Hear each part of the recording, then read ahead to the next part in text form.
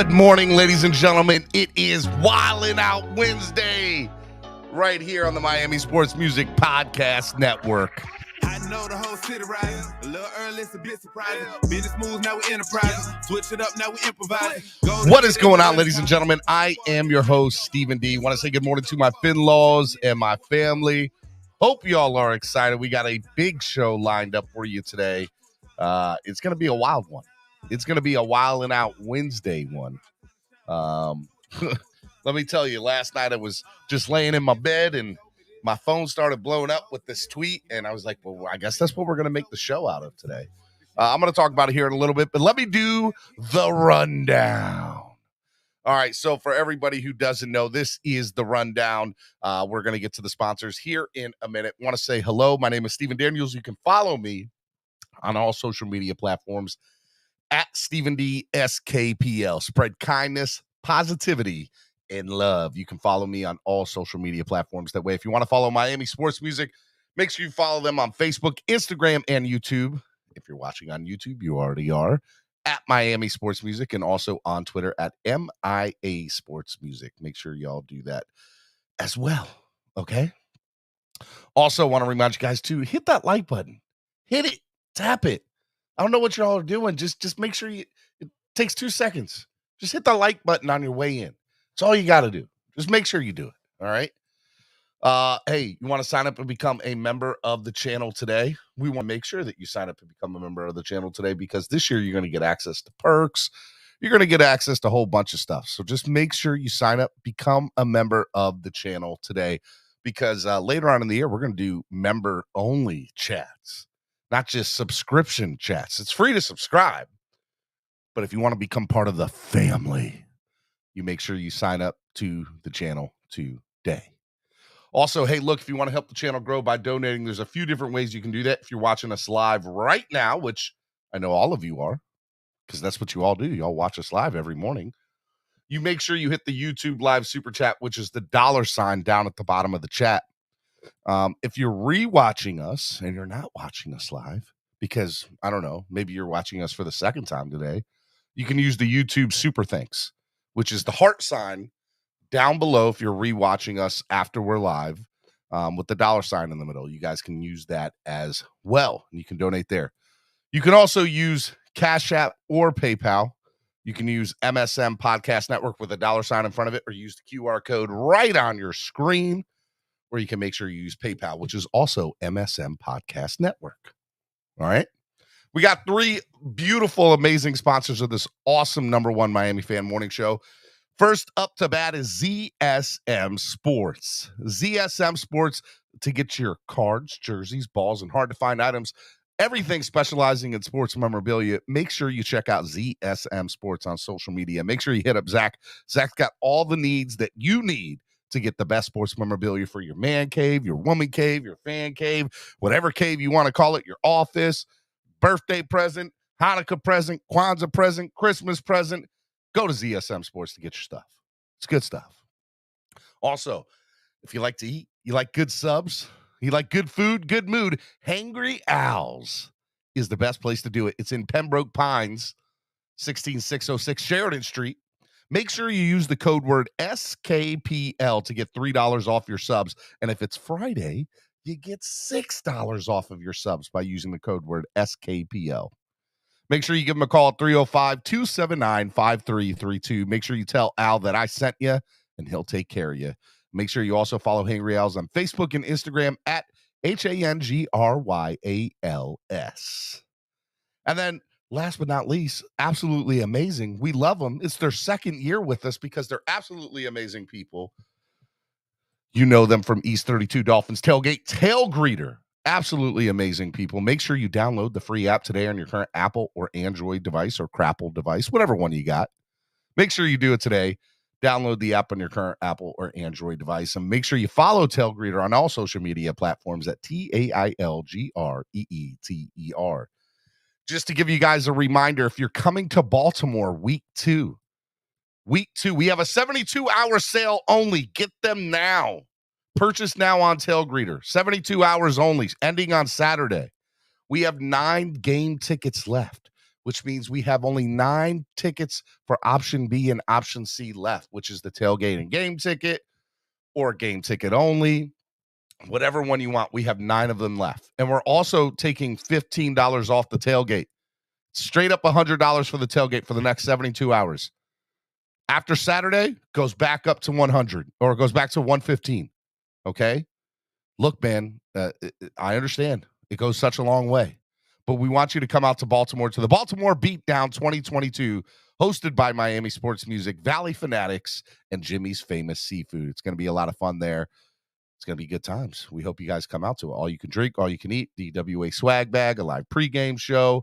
We got DJ Sick Turtle in the house. Special performance by the Honorable Solo D. Tailgate games and raffle items for Dolphins memorabilia and Dolphin items. It's going to be good stuff. Okay? So make sure you guys come out for that. All right. Without further ado, let me just kind of talk to you a little bit about what I want to talk about today, which is fans and media react to media members to a comment. So last night, I'm just laying down with the family, and there's a lot of things that I get sent every day on social media. But I have to admit, it's rare when people send me the same thing, and then multiple people send me the same thing. Okay? There are so many people that sent me this clip of Omar Kelly on his last X's and O show. Okay. But one of the things that I wanted to say or do, when somebody sends me something, I tend to, all right, let me go look at the whole thing. Because the one thing that I know that social media does is they like to send out clips of a 10-second of what is a 5-minute rant. So you don't get the whole context of what was said. So I went and I listened to a good portion of the entire X's and O show. And it's kind of funny because Omar Kelly, who, by the way, I've never met. We have met one time years ago. I was with Solo and we said hello. But we've never had a real conversation. I just know what I've seen from him in the past is, a lot of controversy, and it's usually within the fan base, and it's usually how the outlook of the fan base sees him. I don't keep up with a lot of the things he does, and that's no disrespect or offense to him. That's just the reality. I'm in my own bubble. I'm in my own world. But I wanted to give him the benefit of the doubt to at least listen to everything. So I went and listened to it. And if you listen to the entire clip, he basically goes on to say that, hey, look, I'm a big Tua guy. I'm a big Tua supporter. Okay. I think this is going to be his year. But then he goes in the very same sentence in the same breath to say, I'm going to keep it 100 with you. I'm not staying anymore. He's a weirdo. His teammates know he's a weirdo. And, it's, there's just some things that are always going to be taken out of context any way you put it. And also, it's not even taken out of context. He also said it, right? And there's part of that with it. So I normally don't try. I don't do really clickbait on my channel. I don't do, hey, let's talk about somebody else, for the gain of what. But so many people tagged me in this. And I was like, well, the fan base is obviously talking about this. And we are a Miami fan base show. I feel like it's something to talk about on Wildin' Out Wednesday. And it's not necessarily Omar per se, although I'm sure a lot of you feel very strongly about Omar one way or the other. I think it's also how easily you could get something said, clipped, and then sent out on social media, and the entire world is against you off of something that you might not even have deemed per se. Now, he went and reclipped it and posted it on his Twitter, but he took out the weirdo part, which I also thought was funny. So a lot of people have a lot of things to say about this morning. And, I want to state for the record, I have nothing personally against Omar. I just think it's relevant from the standpoint of Tua's, a very polarizing figure in this fan base. We can't escape it. We can't get away from it. And when you have somebody who's covered this team for years, every single day on a day in, day out basis, come out and say something that specific, you got to be able to take what comes with you saying that. And I think right now, I don't know how he feels or he doesn't feel, but I know the fan base feels some type of way about that comment, one way or the other. So we're going to see what happens, but I know you guys are very strongly about this. But the first person who wanted to say something this morning is a very good friend of the show's. We love him. He's awesome. He's from East 32 Dolphins Tailgate, also by Tail Greeter. So make sure you guys go on Tail Greeter if you're coming to Miami and check out East 32 Dolphins Tailgate and come hang out with us. Well, hey, good morning, Steven. How are you, man? We're going to find out very shortly when I start bringing people on about today's meeting. I appreciate you bringing me on first because I feel, and you texted me last night or texted us, it's going to be, the show's going to be wild based on, our content today, talking about Omar and his comment. So you got to take it all in context. And I kind of want to give you a little history and break down my feelings about Omar. And there's some legitimacy to what he's saying now. Not legitimacy, but there's a reason why. And it's multifaceted. But if you go back to Omar and when he started, I believe he started covering the team in 2005. And I think he was named the Dolphins beat writer in 2007. I moved down here in 2002. He was actually a columnist for the Sun Sentinel, I believe, and the Miami Herald before that, prior to him being the Dolphins beat writer. But my point is he was the only game in town. Like, he was pretty much put on a pedestal by the Sun Sentinel as the Dolphins voice, right? And he had everybody's ear and put out good content and put out unopinionated content. He basically wrote about the facts, wrote about what he saw, and he put out really good, honest content back then. And I think, and I put this on my Twitter last night, I think things really changed for two reasons. Number one, the media changed, right? The advent of social media and YouTube and things that we do here on this channel changed the dynamic of columnists that wrote for traditional papers. So when that happened, papers were losing money left and right, and how are they going to pay their writers? Well, they created paywalls. All right. So Omar was one of the first in the Sun Sentinel to be put behind the paywall, and basically you pay for his content. And when he became a paywall clickbait, you know what the term is, I think his style changed, his perception of his job changed. I think, and you see it, he's more divisive. He says things to create readership and create clicks, right? And he gets paid by the clicks.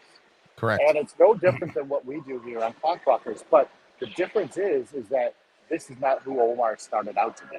And I think the whole aura around him is that it's hypocrisy, right?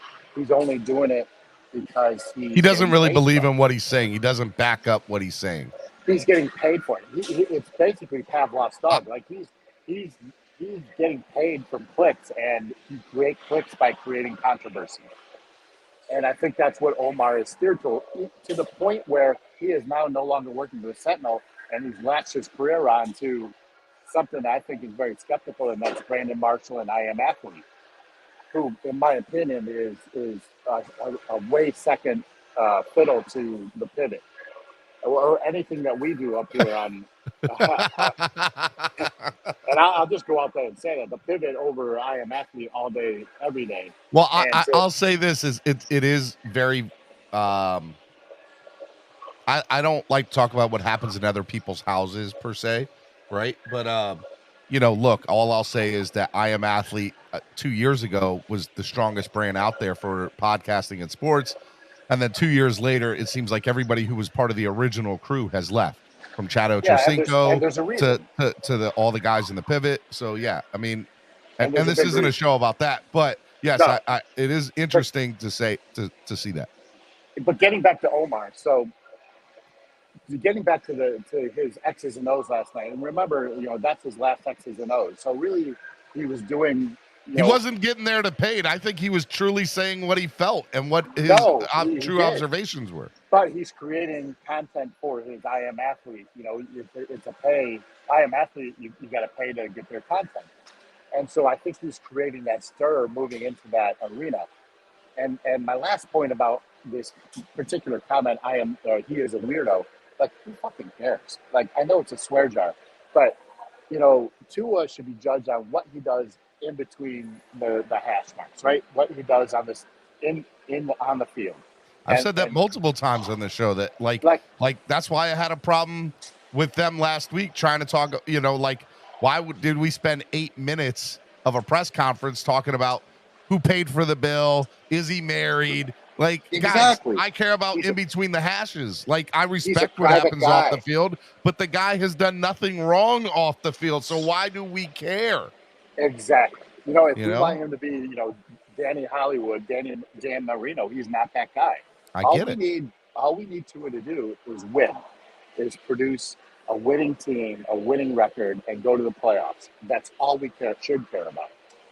And if you go back and listen to the entirety of the X's and O's, he is very supportive of Tua. He thinks that Tua is going to have a breakout year. But when you take that into that little 10-second clip of Tua's a weirdo, his teammates think he's a weirdo, and then really give no context behind that statement. Right. And look at what we're doing. People are pissed. People like you saw my thumbnail, right? My thumbnail had everybody up there, right? Valley Boy Sports, Nick Hicks, Kai Chisholm, TD Finns Talk. Everybody was talking about it. Regular fans. Omar did his job. Omar did his job. You're right, 100%. And that's all he's doing. And that's why I'm calling him out as being a hypocrite. Although, because he supported Tua in the past, he's been critical of Tua in the past. When Tua was drafted, he loved the draft pick. But I just see through it, and I think Omar's doing it 100% to create, media attention and clicks for, his I Am Athlete podcast. Now, okay. So Shake Money with the $5 donation said Rodman was a poster child of weird, but he helped win championships, so nobody cares. 100%. Let's just real talk. From a standpoint of how you conduct your business or how you conduct yourself, did Omar cross a line? Was he unprofessional with that statement? Is that something that, and by the way, just want to say for the record, I could care less to a certain extent, but when Twitter blew up the way it did last night and I was sent 30 plus messages about it, I was like, I got to react to this today on Wildin' Out Wednesday. And some of the comments some of the tweets that I read was, he's a professional clown. He's an unprofessional clown. He crosses the line, continuously. There are people that just do not like him, that think he's just like unprofessional. So what is your take on that standpoint? I don't think, listen, he has an opinion. It's his job to have opinions, right? I think it's classless. But when you're a beat writer covering and you call somebody a weirdo, I think it's classless and shallow and without context. All right, that's fair. But he has every right to say what he has, just as we have every right to not subscribe to his podcast because Omar sucks. Okay, basically. Well, no, I look. I think you bring up a very, very interesting point. Let me. I know you can't stay on long, but let me just bring in my wonderful, amazing producer of the show, Roach. What's up, Roach? What's up, Roach? I had to go get Dunkin' Donuts. Look, man, they got the pumpkin spice back. I had to go. You are a basic white girl. All right. My name would be, if I was a woman, my name would be Becky. Becky. Yep. Now that's what everyone's gonna call me in the chat now. What's up, Becky? Roach. Look, you are in very you're in a lot of different communities. Yes. Speaking of weirdo, okay, What do you feel? I about didn't know. this? I didn't even know this happened. I know, dude. This was huge. I This was big. literally just got in from Duncan. I didn't want to hear anything on the show. I wanted to come in fresh, and I thought I was going to be in here listening to you yelling at Pete or something when I got back. No, but no. and then I hear this, so I don't even really know what Omar said besides you just saying he said Tua is weird. Tua's a weirdo. That's A what he weirdo. said. No context. Yeah, exactly. So- there is no context. Well, My no, thing well, is- there was context, real quick. He was talking about X's and O's. David Hyde asked him, is Tua the leader? Is he going to take the next step? And then Omar went in to say, like, even last year he was really polarizing. He kept to himself. He's a weirdo, and that's where it stemmed from. So Now, I think let me- weird. I think weird is cool, personally. I like people who are different and offbeat a little bit because they're not the same as everybody else. It's a different. It's like refreshing. You know what I mean? And then, but Omar has his own podcast, right? It's his platform. He can say whatever he wants. It's just like people don't like Howard Stern. When Howard Stern says some crazy stuff, right? On his own platform, but then he goes on to the other shows and he don't say that stuff on those other shows, like those the music what's X Factor, whatever he does. But on his show he says what he wants, and you as a listener decide, well, I don't really care to hear this guy like this anymore, so I'm not going to watch it. And that's my thing is I don't think anybody should be canceled. Nobody in the world should be canceled. and I'm not saying they that should for only Omar be either. I just they think should it's- just stop listening. So let me put this. Let's go into further into this. So I run a YouTube channel. I do a morning show every single morning. One of my best friends in the entire business, I believe, is TD Finstock. I love the guy. I also know the crap that he gets on a day in, day out basis, right? I see Dougley's the nicest person you will ever see in this business. And Dougley even has haters and people that come after him. And Reason runs his channel the way that he runs it. And there's Dolphins United and there's K Flexin. And then you have the newer people that have come in the last 12 months. And you have Miami Sports Fanatics show. You have the Dolphinatics, the Dolphinolics show. You got the Fins Tailgate. You got Miss Fins. How many haters you got?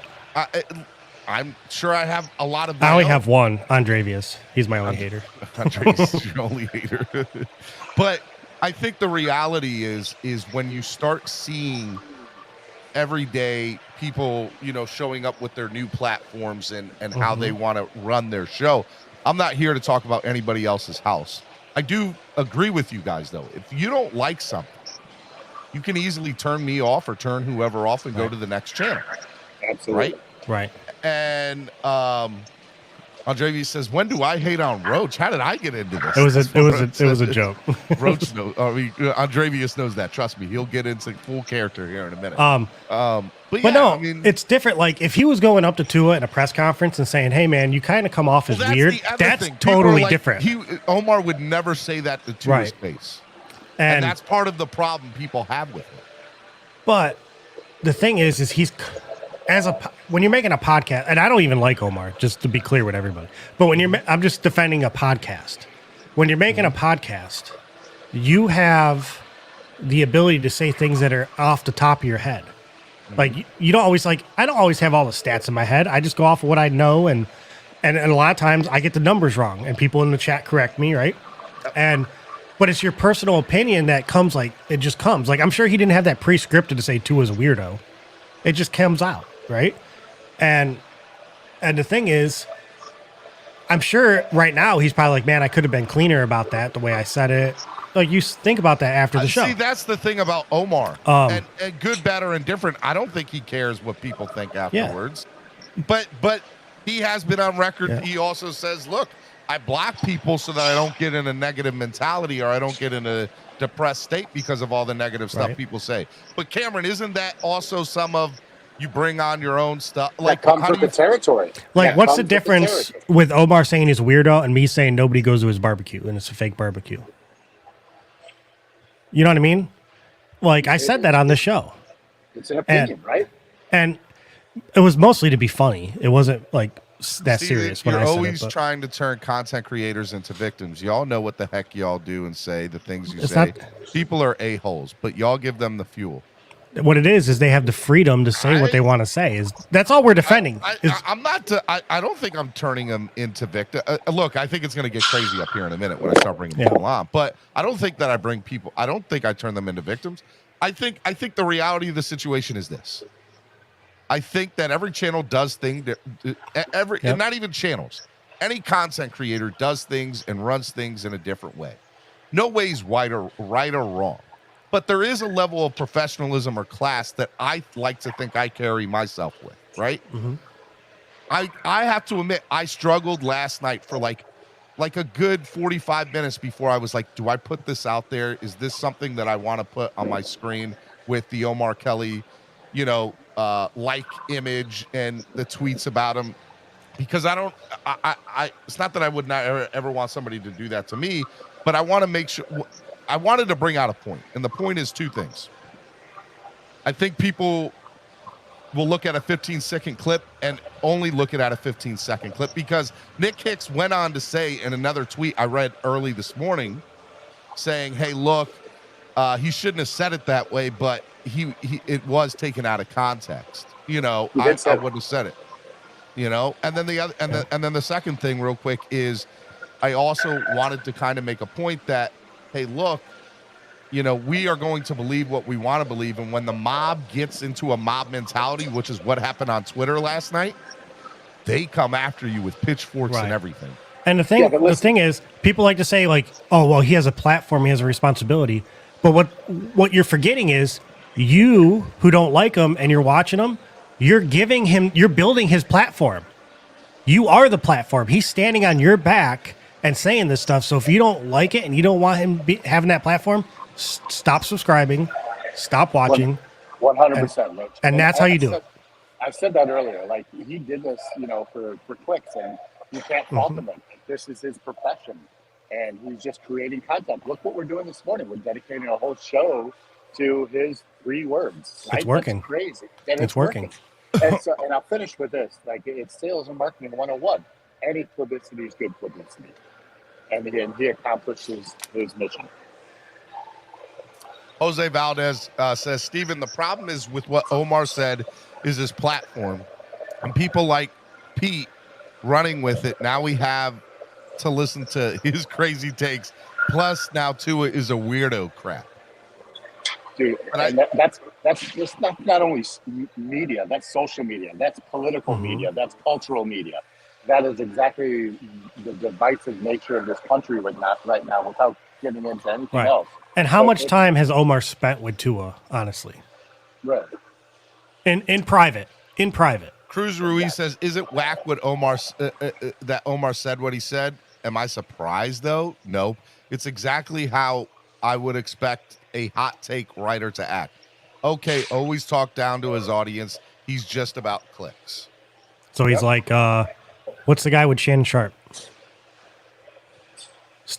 Skip Bayless. Skip Bayless, yeah. I don't think 90% of what comes out of Skip's mouth he believes, except that he's a Cowboys fan. That's it. That's the only thing I believe. I think what happens is they know like Shannon's gonna be on one side and he just picks the opposite side. But that's part of like that. That's the platform of the show. Exactly. You got to remember, Stephen A. Smith and Skip created that platform on First Take years ago, and it people watch SportsCenter as something in the background in the mornings to check the scores. But I'll say this: people tuned in. Skip is scared of Dolphin Twitter. Skip and Stephen A. Smith, and it changed the landscape of how. Like it's. I mean, I'll be perfectly honest. It's part of the reason that Clock Blockers works. It's part of the reason that Wildin' Out Wednesday works. Well, I know this. You want to know why we don't get the news coverage? Why all these shows are up? We don't get news coverage because Dolphin Twitter's ruthless. It's ruthless. They're all scared of us.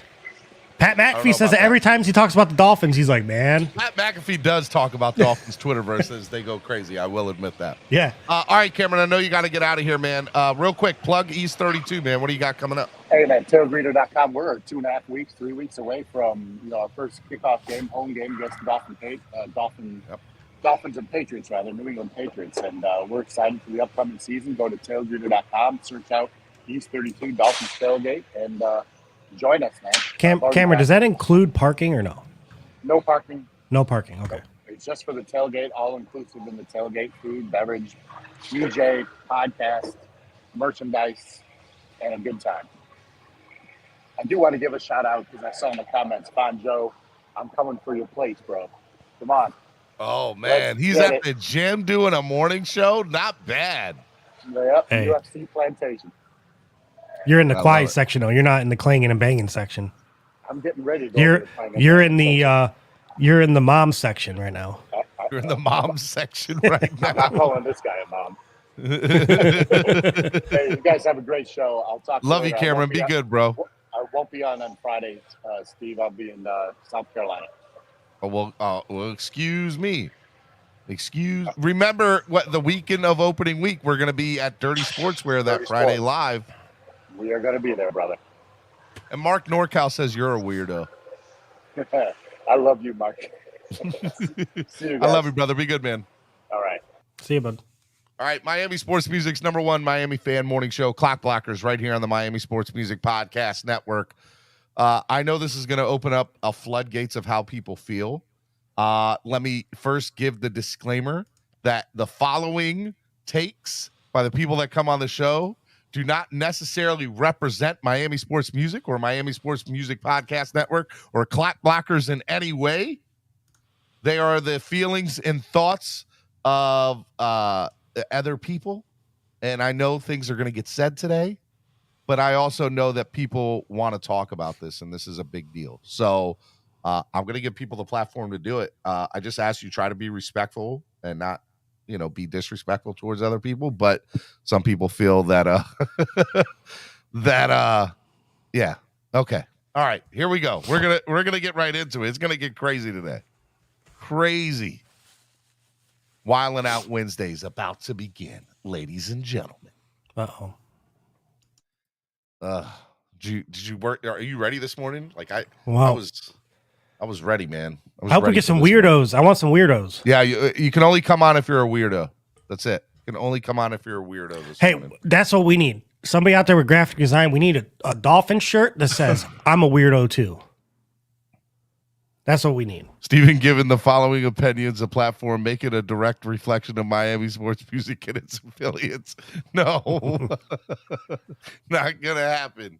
Not going to happen. Hey, if we get a shirt that says that, can you put it on the site? Maybe. I might be able to do something. That'd be cool. Saying I'm a weirdo too. Flood the whole stadium with it. Miami Sports Music says today's show is Weirdo Wednesday. Ooh, I ain't mad at it. I'm not mad at it. Who's the views of Stephen Daniels? Hello, how are you guys doing this morning? Oh, it's my #1 hater. I just want you all to know that I directly represent the views of Stephen Daniels, Miami Sports Music, and Clock Blockers alike. Mm-hmm. Okay. I'm starting to think I might be the crazy one in this fan base because we overreact to every little thing. Well, let me tell you, last night they did. I'm gonna be honest. 30. I had it was like 29. It was like 29 messages, all about Omar in this clip. Who's on this podcast? I'm gonna be honest. I think what Omar said was kind of stupid, but I'm also like, I don't really care. Even if Tua is weird, like, who cares? And but this is what causes these reactions. What causes these people who don't really hate Tua? They just hate the allegiance Tua brings to chip back at him. You know what I mean? Out of spite. Well, no. And it goes both ways. Roach, it goes both ways. I was about to say it goes both ways. It does go both ways. Because you had the extremes. I mean, we got guys like Cap and, oh my God, Omar said he's weird. What's going on? Like, come on. Who cares? Who cares? Mm-hmm. Can we just be in the middle? Like, humans have personalities. It's the fact that he said Tua was weird is why the fan base is going wild. If we're being honest, Omar is weird for always trying to drop these weird truth bombs to make the fan base react. So right. I mean, like these weird. It's a lot of weird stuff going on. Omar, to that point, Omar said a lot of stuff about this team over the years, but this one I feel like is one that hit. It's because it's Tua. To a lot Who's of replacing people. Omar? Do we know? Yeah, actually, what's his face is coming back. I forget his name. It was announced last night. Is he a similar type of personality or different? No, he's been with the Dolphins for years. Yeah. Louis Jacques. No. It's Louis Jacques is already in. No, he's being Louis Jacques works replaced for ESPN. No, I'll have to go look at it. But Perkins. Yeah, Perkins. Who's covered the team in the years past? It's Chris Perkins. Yeah, I was gonna say people don't see. That's the thing about Omar. You got people like Chris Perkins. You got people like Alan Poupard that don't get the respect they deserve because everybody's too focused hitting on Omar instead of propping up the good beat reporters to give you good content and promoting the guys that actually give you good news. We promote the ones that give us the hot takes, as the Roaches was saying. Mm-hmm. Focus on the good guys and not talk about Omar, and we won't have this situation. But it's the same things you see in all politics, Steven. You got the extremes on both ends that make all the noise, and then you got most of the people are actually in the middle where we just don't care. But then we kind of lean to one side, and we're like, we really want to make it makes us laugh to make the other side mad. So then you throw little darts, you know. Hey guys, I want to play a game with you all. We're gonna go around the panel. And everybody say the people that come on the panel that they think are weird and watch the madness ensue. Yeah, you're really trying to get Wildin' Out Wednesday to start off with. Can I go first? Because I think you guys are going to. Can we say the same name or nobody can repeat? Yeah, you can say the same names. Let's go. Let's do it. Steven. I got two names. But I like these people. See, that's the problem. Hey Rick, I'm not bringing politics to the show. I'm just saying it's a direct comparison. Your love for Tua is a direct comparison to politics. That's all I'm saying. So if you can't handle the truth, then that's on you. You can't handle the truth. All right, let me say hello to Shake Money. Hello, Shake Money. Good morning from Zamunda. Good morning, man. It is another beautiful day in Zamunda. Any thoughts? Yeah. Any thoughts about everything this morning? Yeah. Like I was saying, it's not like he said that Tua was an asshole or Tua was or Tua was the worst quarterback or Tua is the worst human being in the planet. He just said he's a weirdo. That's it. You know what I mean? I think that's being taken out of context, in my opinion. Do you have a problem with what he said? No, because at the end of the day, like I said before, instead of when the only reason meth is we have meth dealers because meth is in demand. So people want hot takes. So Omar is the meth dealer that's providing the hot takes. So at the end of the day, if there wasn't a demand for these hot takes, Omar would be out of business. And all right. Let's stop talking about Omar and his weird Tua take. AB is going off on Tom Brady on Twitter this morning, and listen, we're gonna forget about Omar soon because I feel like these comments are gonna blow up. Life. It's hilarious. Cap. It won't go away.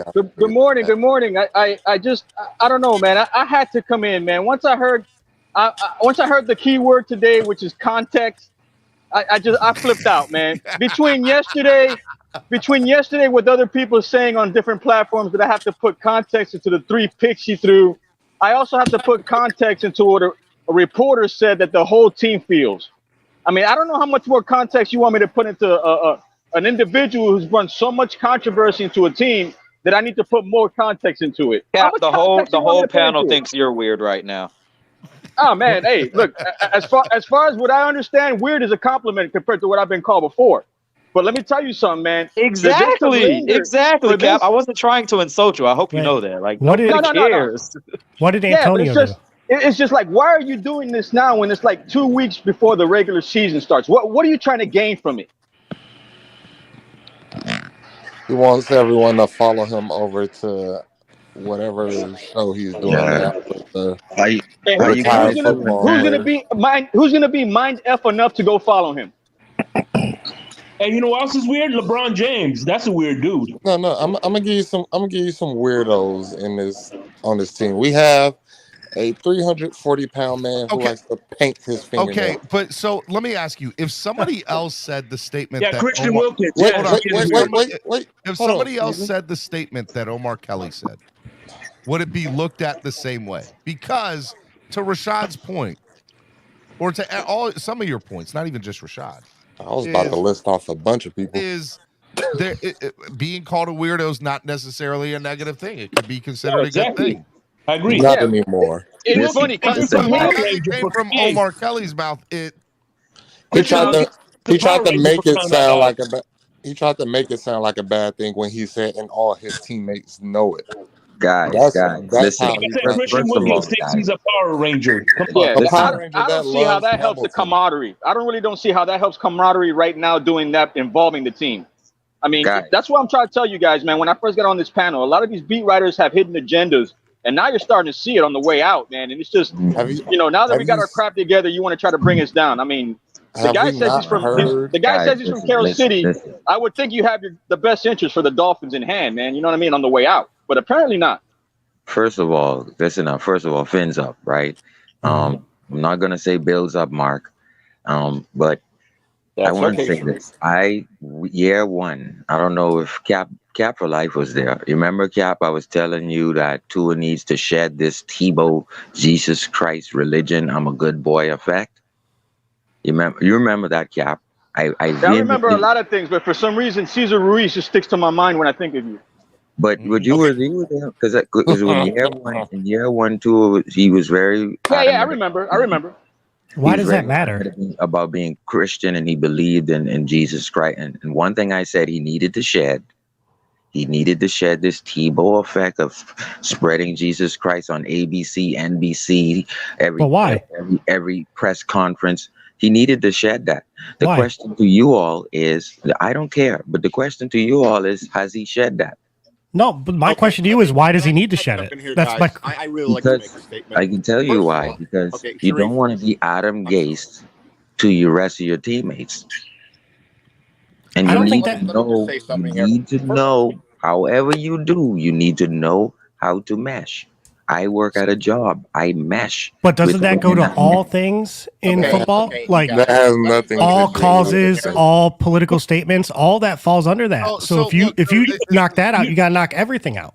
You do know they pray after every game, right? They circle and pray after every game. So that religion thing has nothing to do with one. Everybody's jumping in here. Let me just make a statement quickly. First of all, why? No. Why? Okay. Why? It's Wild Out Wednesday. You just got to yell it, man. You got to just yell it. Okay. So interested in a man's personal life. Doesn't he have the right? You're gone for 10 minutes. Doesn't he have the right to his privacy, to his family beliefs, his religious beliefs? Mark, we agree with you, Mark. But the past 2 years, it's been 10 times fold. You ask for not to do it, and they do it 10 times worse. Omar, you got to be a fan of Omar's the Tua.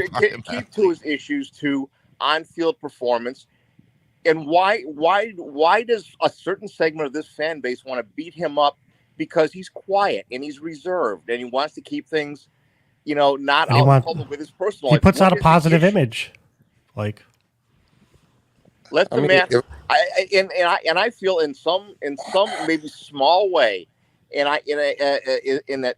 This fan base is doing damage. A certain segment of this fan base is doing damage to Tua. What you know about this fan base? It's just, I think it's awful, and I'm a Bills fan. And I think it's awful. So Mark, let me answer your first question about and this goes without saying, but I think it's warranted to say from the standpoint of we live in a society where 15 years ago, all we heard was from Barry Jackson or Omar Kelly or Big O, or Joe Rose.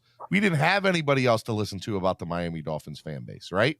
We didn't. Okay. And from that standpoint, social media wasn't as big 15 years ago. So it's not like we got to hear everybody's take. Now we live in such a overblown, bullseye society that if one person has a unique or different or outrageous take, it's going to get blown up in some way, shape, or form. There are people, and I'll just use Twitter as the reaction there. I believe that Twitter also is one of those places too where you have keyboard warriors. That's the main igniter. I've been saying it from day one. And look, out of 29 messages that were sent to me last night, 25 of them came from Twitter, tagging me and stuff, DMing me. And so it was that I was like, this is so it's so weird to see how something can ignite so quickly. So that's why you see it. Like I don't know if the majority of the fan base feels that way. Well, it's not what's funny is, but they're the loudest. They're the loudest. For what Sharif was saying, I just looked up the most popular NFL players that are outspoken about their religion. More right. First, Mahomes, Dak, Kirk Cousins, Derek Carr, Christian McCaffrey. And that's just the top 5 players. There's 14 players on this list. Ray Lewis was a big advocate. So I don't get the complaint is what I'm saying. I disagree with Sharif there. And Sharif, I just disagree with you on every level of that statement. But that doesn't mean that Sharif's wrong in his statement. That's his belief. I just disagree with it wholeheartedly. Yeah, I agree with that. Yeah. I mean, if you heard the stories of what Derek Carr has done when it comes to religion, you would be scared for his life. He picks up hitchhikers and pray with them. Cruz Ruiz says YouTube chat has those warriors too. They do. 100%. Every social media does. I just want to say too, Tebow's controversy wasn't about the religion; it was his stance on abortion. That's what put Tebow in the class. I thought it was the cult. And by the way, that's not the conversation that I want to get into this morning. But I know. I'm not getting into. I'm not going to delve into what he said. I'm just saying that's not the reason why he's so polarized. Well, it was one stance that he took. I got you. I don't even want to get into all that. What the point I want people to understand is how quickly something can get ignited on social media and sent to another level. Like last night, we saw a 10-second clip that if people took the time to go out and listen to it, I think people would see that Tua. I don't think Omar, not Tua. I don't think Omar was meaning to be facetious in what he said. But there are some people that were like, that is such. There were some people that, I'm telling you, there were people that were just pissed off that he said it point blank. Like, why even say that? Why? Look at the timing. Look at the timing. You tell me how it's going to benefit us. And the other thing that I find interesting, too, is whether he was trying to make a point or not, he did say before, he's like, I don't care. I'm leaving. I'm not in the building anymore. And then said what he said. And I'm like, well, you know what you're saying now. You know that what you're saying is going to mark for a response and go crazy, Hello, Stevon. Well, I think what Andravia said about AB is AB is basically defending the Dolphins. He's saying Tom Brady manipulated the game for 14 days, goes home with his mind. Now you see the difference. Put that blank on. He's basically saying Tom Brady tried to leave his team and sell him under, and he was involved in the tampering willingly. And he got a vacation when everybody else got suspended. That's what he's saying. Oh well, he got the weekend. And he's saying if it was him, he would have got fined. What's up, Vonjo? Hello, Vonjo. Go ahead. First off, Steven, I want to say, why not Wednesday? I got beef with you. Okay. All right. I called you on your birthday, and you didn't answer. I spent Friday with you. Then I tried calling you on your birthday. I tried to call him on his birthday to actually wish him a happy birthday, but he was probably too busy eating those hockey puck burgers. He was on the phone with me, Vonjo. He was on the phone with me. So I feel highly offended. I'm sorry, Vonjo. You're not the only person I need to call back from this weekend. So yeah. That includes my own dad. So just so you answered mine and not your own dad. Wow. That says way too much, by the way. Two, being a weirdo. He texted. Being a weirdo is a good thing. So weirdo just means you're different. Point blank and simple. People need to stop being so hypersensitive.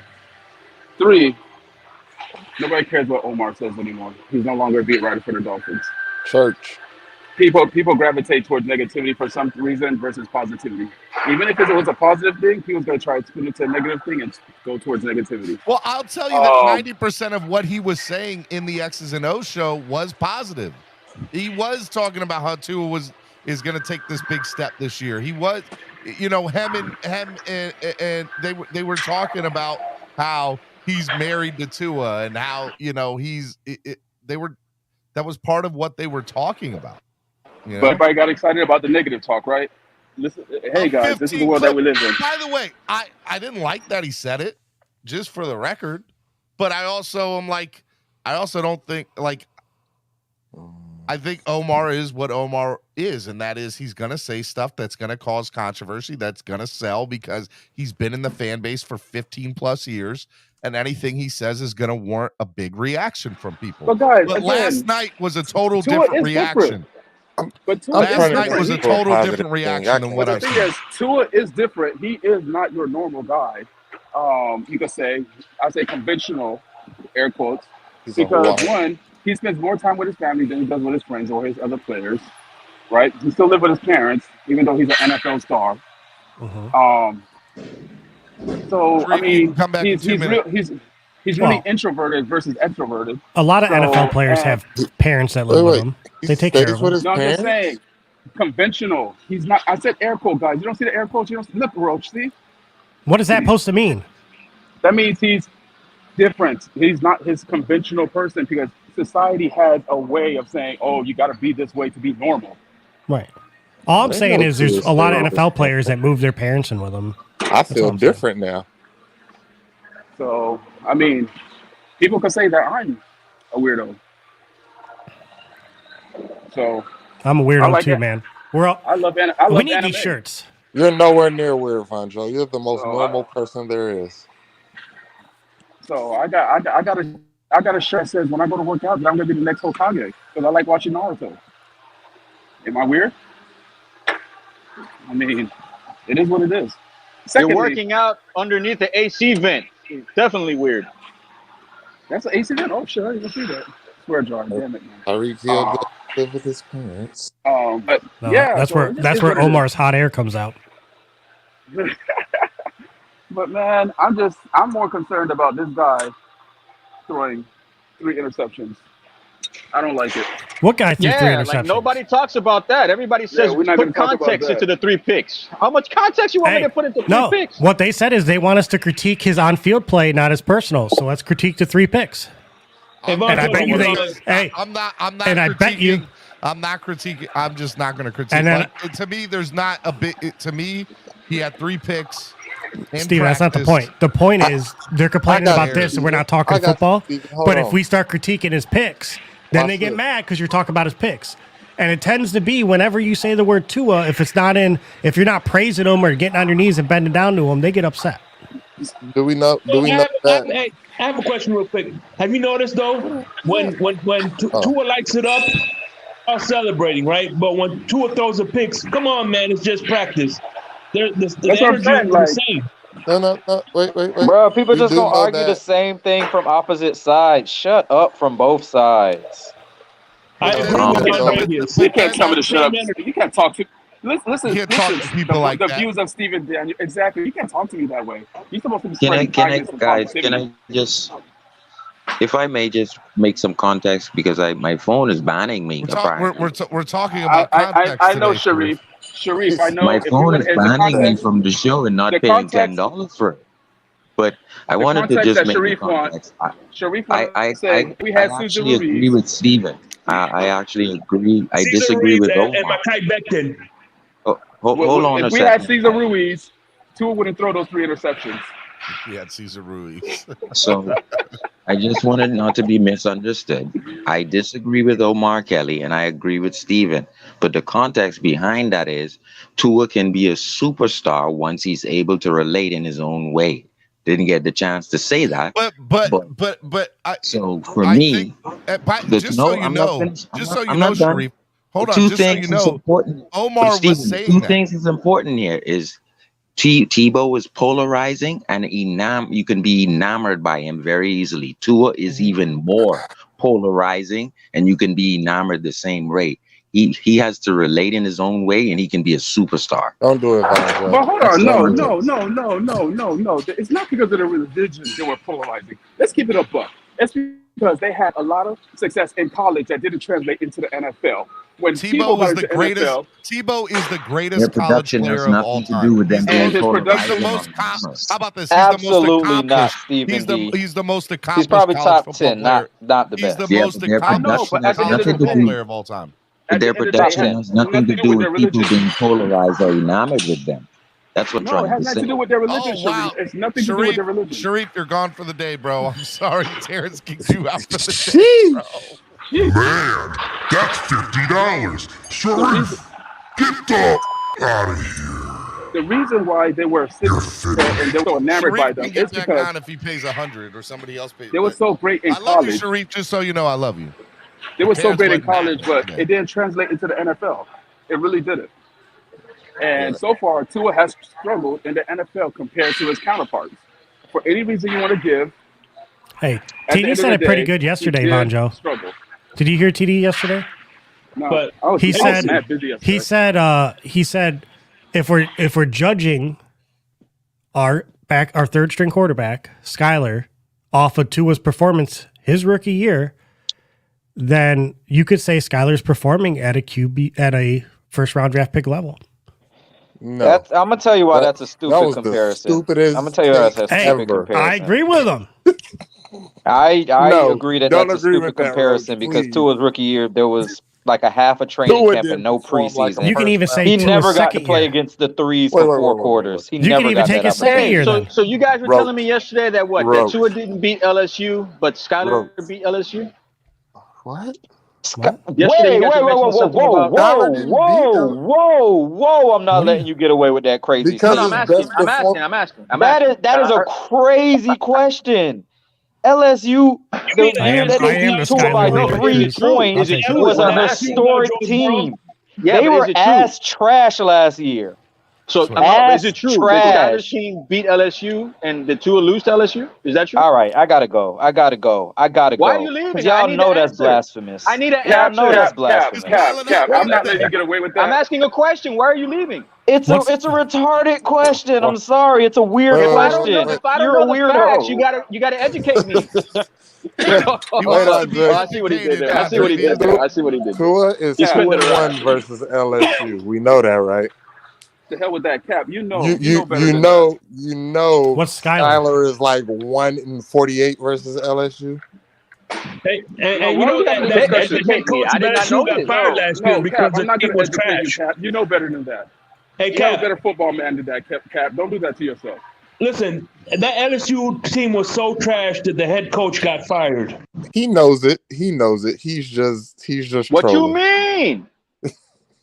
He's just trolling. Oh, Cap's trolling. I thought he was serious for a second. I really thought he was serious. No way He he's has to be comparing Joe Burrow, Jamar Chase, and Justin Jefferson to name one player that was on that team. Name Cap one is on player his that was on that LSU team versus Skyler. Listen. Cap is on his David flow right now. Okay. It's a slow Wednesday. It's a slow Wednesday. I did not say that.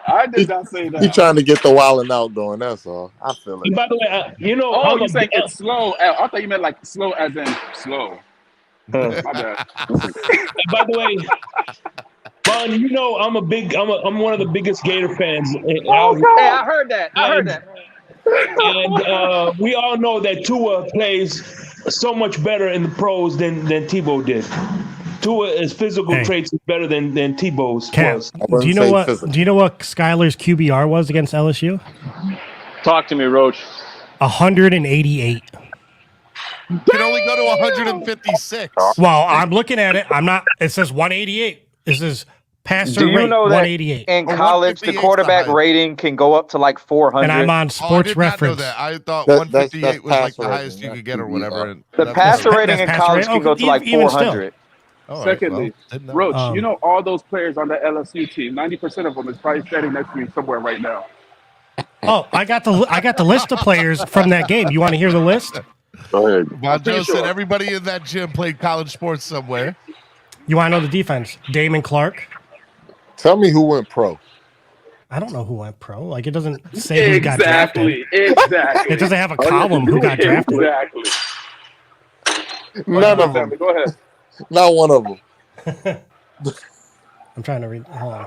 All of them.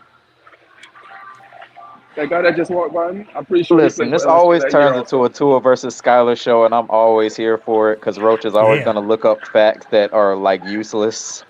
How is it useless? It's the only facts from the game is that he had 188 I know, and it's passer useless. rating. Those facts are dusty, dirty. Who brought up? I didn't bring up LSU. I'm just I somebody need said to know it. this. I need to know. Thank you, Roach. Thank you, Roach. Good. It was a good segue, man. All I know is Skyler Thompson is undefeated in the NFL. It was a horrible take saying that. So Skyler's is everybody in here impressed with Skyler? That's the yes or no. I'm reserving judgment until the Tua haters are impressed. I don't think that's true. I'm gonna be honest. I think he was. There are plenty of supporters of Tua that think that Skyler's doing. Just because Tua is going to do awesome this year doesn't mean without saying I'm impressed. Rashad, let me ask you without y'all calling me a hater. Rashad, why is it that Tua haters are the only people that are enamored with Skyler? Why can't Tua supporters be enamored with Skyler as well? I'm talking about his performance. I'm talking about his performance Saturday. Right, but why can't both be true? Why can't they both be great? What was it? Did you watch the game, Steven? The performance was. Were you in? It wasn't that. It was good. Were you? Yeah. It wasn't great at all. It wasn't good. It was above average. It wasn't good. It was better than average. Rashad. Then what's your definition of good? It was better than average. What's your definition of good? Steven, if you look behind me, good is if you good. look behind me closely, hold on, Rashad. If you look behind me, guys, the guy in my upper shoulder, he played against Skyler Thompson on Saturday. He's one of the guys who got cut. I got you. I see you. The guy that just won by, he got cut by the Bucs. You don't know who that guy is, man. That guy might mess you up. The other guy that passed you, he blocked Skyler Thompson. He blocked Skyler Thompson. So that's what we're talking about right now. I just don't understand why people can't be both Skyler supporters and Tua supporters. Were you impressed? Yes. I support Skyler, but I wasn't blown away by his performance versus. I never said I was blown away by it. I'm blown away. I don't think Skyler's going to take Tua's job. I'm just saying if he's doing that, why do we need Teddy? Is all I'm saying. Was that a good? Was that a good? Take Tua's job. Was that a good? I'm gonna have to admit, I don't want to hear anything else you have. Was that a good performance versus the third stringers? One touchdown, but he's also playing. Rashad, you got to have a little context to it, where you have to show who's playing who's blocking for Skyler, who's he throwing to, who's running the ball. Is also into it. If he was playing with the team one, but they're playing. Who are they playing with? Let me break it down. Versus their third stringers, we have. They were impressive playing third stringers. They played first stringers played. Gaskins, third stringers. 3 of our starting offensive linemen versus their third. Gaskins is not a starter. So okay, he's not a starter. Rashad, he's not a starter right now. He is not a starter. Hold on, guys. Hold on. Rashad, let me ask you a question. If Teddy doesn't play Tuesday or Saturday night, and Skyler again gets a majority of the snaps, what are you going to think then? How I still need to see him perform. See, this is what happens. I haven't seen anything from Tua that's mind blowing. He's our quarterback of the future. Just because we win a game or put up some nice numbers does not mean. You do know that Tua is the future of this franchise at this point. I hope he is. I do not know that he is. Yeah, but I don't know. So, Rashad, how did Noah play? Is Noah good or average? He's average. So if he's average with his play, then how are you putting Skyler in the same exact category as Noah? With how he played completely. Skyler's average. Skyler above average. Above average. Okay, my bad. Above. I thought you said average. So you have I don't understand. Like, this is part of the problem that I have with people. Like, people just want to they want to divide. I don't even. I'm not divided. I'm not saying you were shot. I'm not talking about. I'm saying. I'm not saying Rashad. From the eye test, I didn't. Are you even grading them on the same grade scale? Because I don't think you. Grading who? Skyler and Tua. Yes. Because did I just hear you correctly? And you said Skyler's above average and Tua's average? No.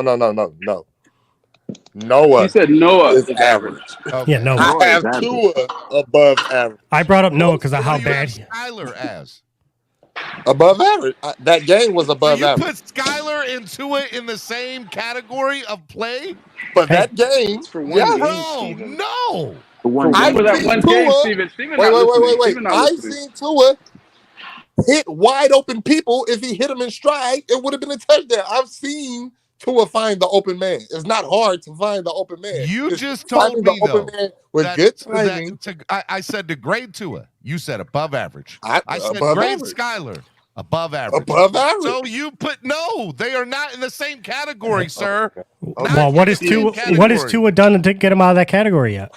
Yeah. But what play against a real defense? Doesn't even need to be that. What has Skyler done to put himself in the same category as Tua? This is why. Wait. The same category. If he played against better defenses, he should be upgraded higher than Skyler. Steven might be asking me a question that I might be misunderstanding. I'm going off of the Buccaneers. I'm asking you to grade your quarterbacks. I'm going off and according to your grade scale, however it is you grade it, you are saying that Tua is above average. Okay.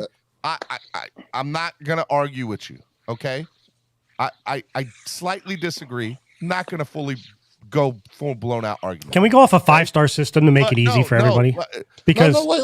Let him finish. But then I ask you, all right, sir, grade Skyler. You said above average too. So by pure definition of your grading scale, you put Skyler and Tua on the same. You put them at the same play level. That's not. Here's a wait. Better than Skyler. Steven, I am grading Skyler off of that off the Buccaneers' performance. His performance versus the third stringers was above average. Playing with third stringers as a above average quarterback. Not saying that Skyler is an above average. His performance versus the third stringers was above average. Roach is giving it context. He's playing with third stringers too. So he's also playing with below par players as well. Correct. So the acceptable answer there, Rashad, would have been one of two things. Either we haven't seen enough to put him on a grade scale yet, or a lower than above average right now. I'm just those grading are the that only two acceptable answers for Skyler. I'm just grading that one performance. I'm not saying he's I was telling you as a whole. Put it into context. I am.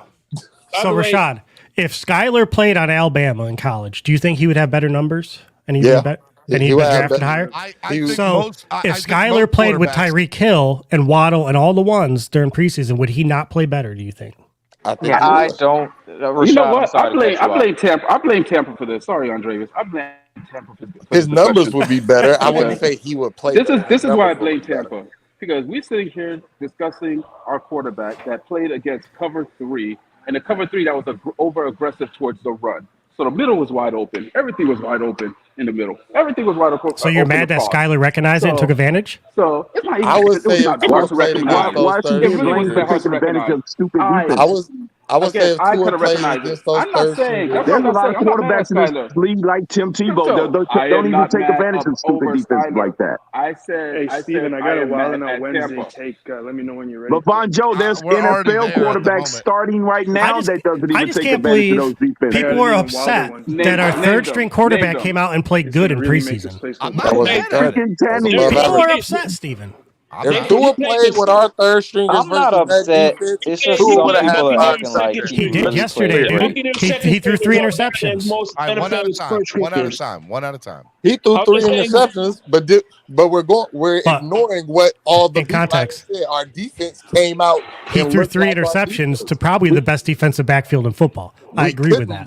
We couldn't block to save our life. Tua got sacked a bunch of times to the point where he was just throwing the ball away. I gotta go finish my workout. I'll holler at you. I had enough of this. I had enough of this guy to just. Hey, we have a good defense. What do you want me to say? All right, so Steven, I'm tired of. I'm just saying. I'm tired of talking about Skyler. All right, hold on. The same age as Tom Brady. Hey, Von Joe, at the football game we're going to, I'm wearing my Skyler jersey. If you can find one. Go for it. I'll have one made. What are you talking about? Customized jerseys. I was about to say he's gonna have to customize that. Please do not Gotta get one customize made. Just take your old Brandon Marshall jersey, put some tape on the back, write Skyler on it. And write I don't have a Brandon Marshall jersey. Please do not pay for that. There it is. Peace, guys. I have a Cameron Wake jersey. All right, Bonjo. Oh, don't mess Jakeem with Grant that jersey one. will do too. Jakeem Grant. All right. Let me go Pamela, then Triple S podcast. All right, Pamela, Dad. then Triple S podcast. Hello, everybody. Hello, Pamela. Hey. Morning. Hello, How we doing? We got some Sounds like- Dunkin'. Yeah. Wilding out. Oh, okay. And we are not sponsored. We are not sponsored by Dunkin' Donuts. We're not. Okay. Okay. everybody's Well, Just so I wanna it make sure they sounds know. like Thank you, the Rich. pot's getting stirred up, and Steven is getting heated under the collar. Stevie, what's going on, man? I'm a little I am a little agitated this morning because I feel as though Because he hates Skyler. As No, the He thinks he's a weird. president He of thinks the fans, Skyler is a weirdo. not the Okay, case. so I missed that. Why is he a weirdo? Because he plays completes good? passes No, and scores because touchdowns. did you see? So no, did you see Omar Kelly's thing last night? No. That blue. All right, so you need to go on social media, look up Omar Kelly and Weirdo, and listen to what he said about. Okay, Tua. well, I think Omar Kelly's a weirdo. So if he's calling somebody a weirdo, either they're a 2 times weirdo or it's just a weirdo with a weirdo thought on someone else who's not a weirdo. I'm Weirdo sure a win weirdo phase. in there. What if Weirdo Omar win called phase. Noah weirdo? Would we be this ominous towards Omar if he called Noah weirdo?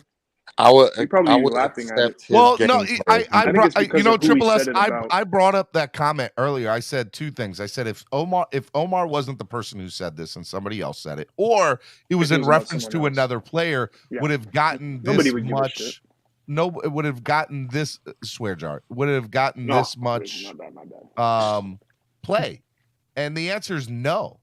You know, I there's agree with there's that. 2 factors into this, right? Omar's very polarizing in the fan base. And Yes. Tua's very polarizing in the If fan he said AB, would it have mattered? and if no, it wouldn't have. And if and you put those 2 things together, and what he said on a public forum or a public platform, it just it. And by the way, he wasn't even talking bad about the guy.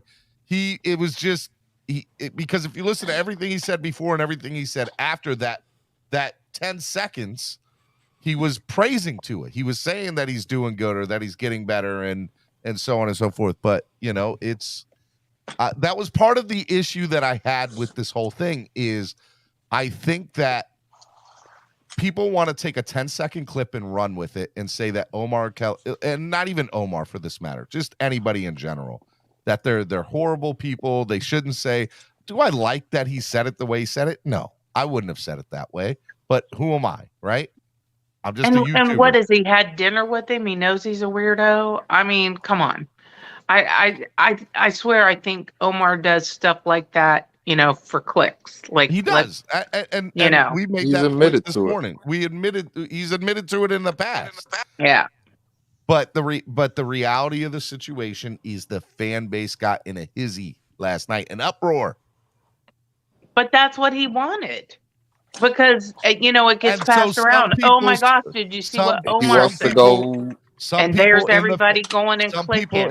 some people in the fan base say that's unprofessional. You're a clown. It is. X, Y, and Z. And I It don't. is. I don't know if I agree with that. I don't know if I go that far. He Well, wanted. The thing is that has a job to do. reporter Right. giving us a report, or is that Omar's opinion? He's not. He is. What did Daniel Oyefusi say? He's a columnist or was. So his job, his job was to give his opinion as well Right. as what it was. I take his opinion with a grain of salt. And that's fine. And so you I have the agree right with to you. do that as a reader or a listener, right? Yes. You know what he's going to say, and you know why he's going to say it. Yes. But last night when I got 29 messages sitting in my inbox because of this little 10-second clip, I'm like, well, I guess we got to address it today. When he said he don't let people talk to him like that, when he said he got on the Brian Flores, remember that?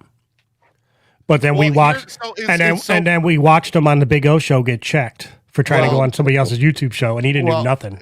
What happened was he talked all this crap about Flores, right? Mhm. Oh, we missed Ben Mike was on the McDaniel. I Am Athlete podcast with Flores and didn't address it at all there. Now, what we don't know is two things.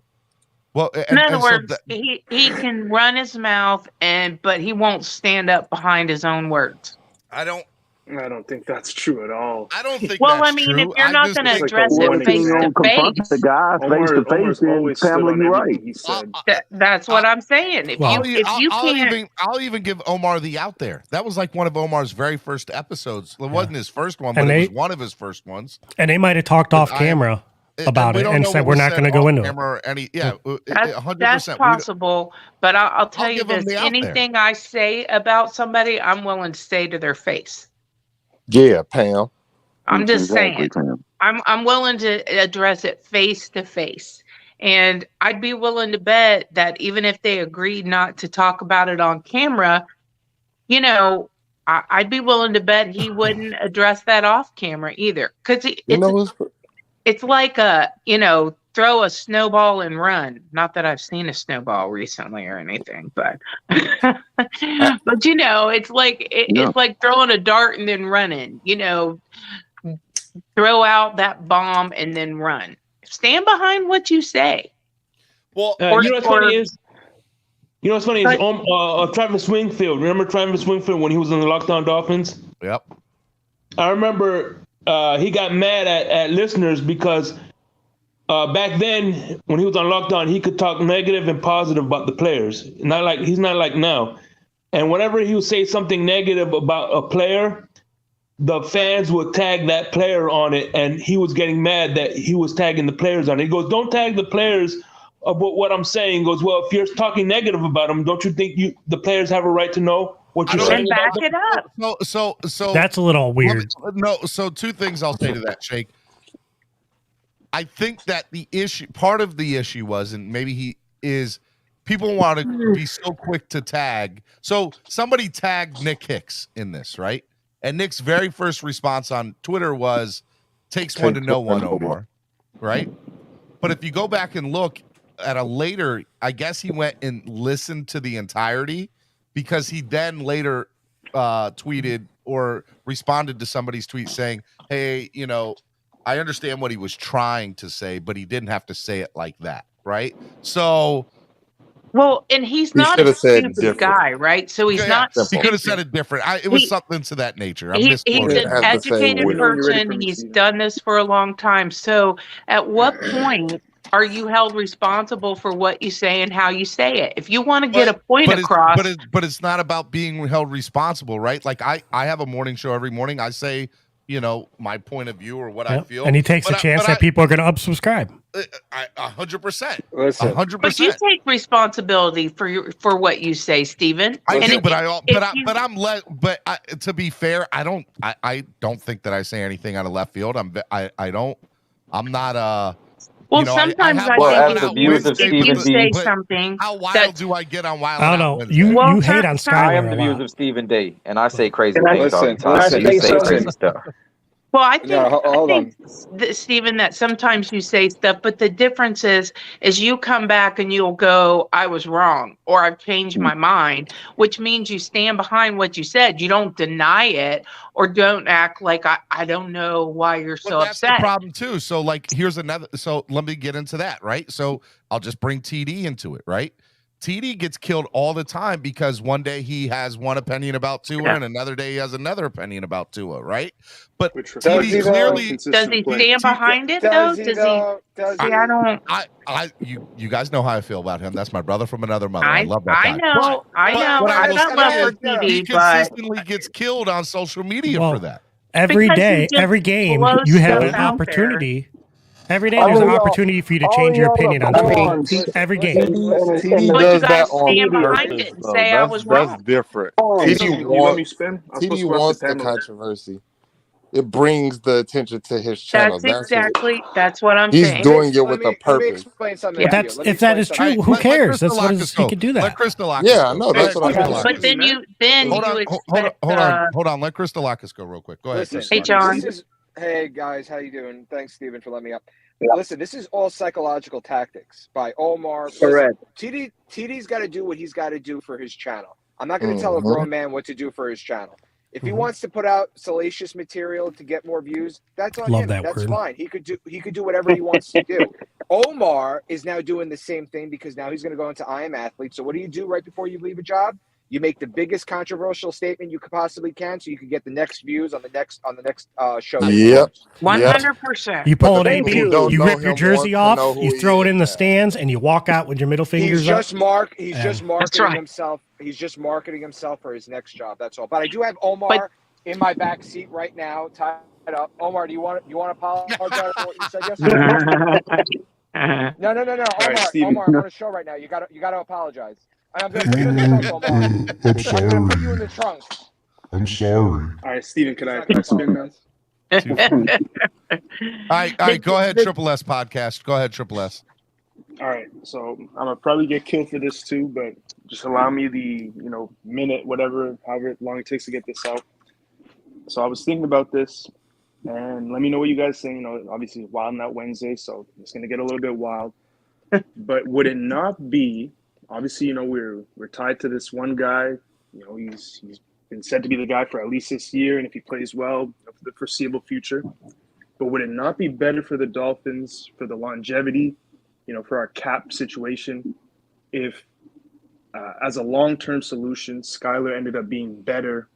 Oh God! Look at my face. Hold on. Hear me out. Let him go. I'm gonna let you finish. Just stare me in the eyes. I'm so sick of this. Just look me in the eyes. This thing is a myth. I don't know who gave you guys this myth. Let him go, Andre. I know what he's talking about. It's the right rookie here. contract myth. Okay.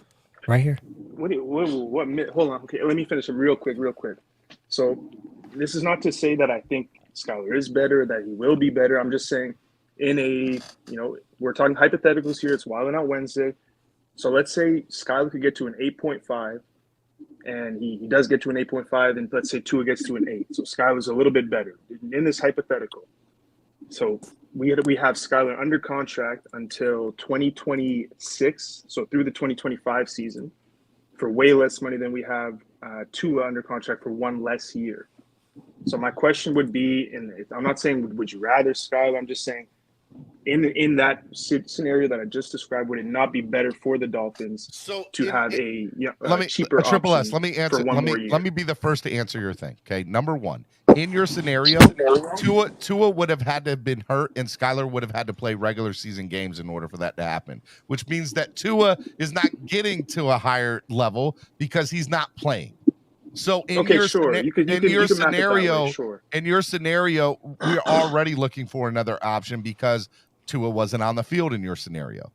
So I think that's irrelevant in that point because if Tua gets to an 8 out of 10, if your grading scale goes to an 8.5, triple S, if your grading scale is a 10 and Tua's an 8. We're winning football games. Steven, can I chime in? Are you allowed to make the press conferences anymore or no? Okay, can I chime in? A lot of people are chirping about it's trending on Twitter. Mike McDaniel. Triple S. Okay, so let me give you a scenario, Steven. I have a scenario where I put a gun in my mouth. Hold on, I think Andre. Oh, come on! It's just a hypothetical, but there is, Steven, a scenario where you could see this happening without Tua getting hurt. What if? And I do not believe this. Y'all know I support Tua. So what if he goes out there and lays an egg for a couple games in a row? And we go Are we not going to throw the world is coming to an end in the Dolphins universe. Let me tell you. And pigs fly, right? So what if that happened? Wouldn't we throw in Skyler? Tua's going to get because in your scenario, you're basing it on, okay, Tua has 2 or 3 bad games or 3 or 4 bad games. Y'all have to understand 2022, Tua is going to have every single opportunity to make this a successful season. And I believe he will. I do as well. But it doesn't matter if they start out 2-5. Tua is going to be the starter come week 8. Like he's going to be the starter no matter what. I think if he totally fails, a total fail on his part, have to be this year, and then at that point we're hitting the reset button next year. What do we do? Now, what if he's playing? What if he's playing horribly But our defense is getting us wins. Steven. I respect you. I respect. Can I talk? Can I say something? Hold on, David. I don't even want to say nothing. Y'all just going off the deep end. I respect a lot of the guys on the panel. Yeah, we are. I respect ladies. everybody. And It's very deep. Yes. But I just want to explain something to you. We are literally here. We've done it. We've got every piece that we need. Yep. Why are we doing this? Why are we? Because Skyler's that dude, man. It was just a hypothetical. Roach, I totally believe. Hold on, Crystal Skyler's no better than hold on 1 Tannehill. second. So Crystal Lockus, to answer your question, there's 2 reasons why this fan base does it. Number 1, Tua hasn't proven himself yet, right? Like we can all agree to that. We can all attest that Tua needs to do more to make himself the man for long term and in the future. Hold on. For long term and in the future, Tua needs to have a good year this year. Even Tua fans will admit that. Okay. Now, with that being said, we have not had, we went through 7 years of Tannehill. We went through multiple years of different quarterbacks, including Jay Cutler, Tyler Thigpen, Chad Pennington, Matt Moore, Chad Henne. The list goes on and on. Cleo Lemon. The list goes on and on and on. All we want is a quarterback to fall in love with, and for the entirety of a fan base to feel just this love and unity about this one person. I get that. And it has never happened since Dan Marino. It's not going to happen because there's too much hate. Hold on. We also have to remember, too, that even Marino never won a Super Bowl. So because of Marino's greatness, never getting a ring, by the way, and having 25 different quarterbacks in the last 25 years, we are just the fan base is PTSD, just yearning something, hoping to hold on to. So until the Miami Dolphins A, win a playoff game, and B, become Super Bowl contenders, you are going to get, like, this is the reality of our situation. Let me explain something too. But let me explain this. Our team is healthy. We have depth. We have all these weapons around us, and now we're talking about Skyler Thompson. I get it. I get these are good problems to talk about, but let's not invite that bad juju, because now we're becoming fucking. Oh, there we go. How is it bad juju to be happy your backup's doing good? It's not it's because now we're saying. We're the what if. We're the what if fan group. I've heard over the past week that it's not a matter of if Tua gets injured; it's a matter of when. Those type of comments you cannot. You've never heard that from my mouth. I'll say it is a matter of when. No, because in the last 3 years, when has he not been hurt? In the last 3 years, when has he not been hurt? That's fine. So Roach, let me answer that question. He's going to play every rookie year. Let me answer that.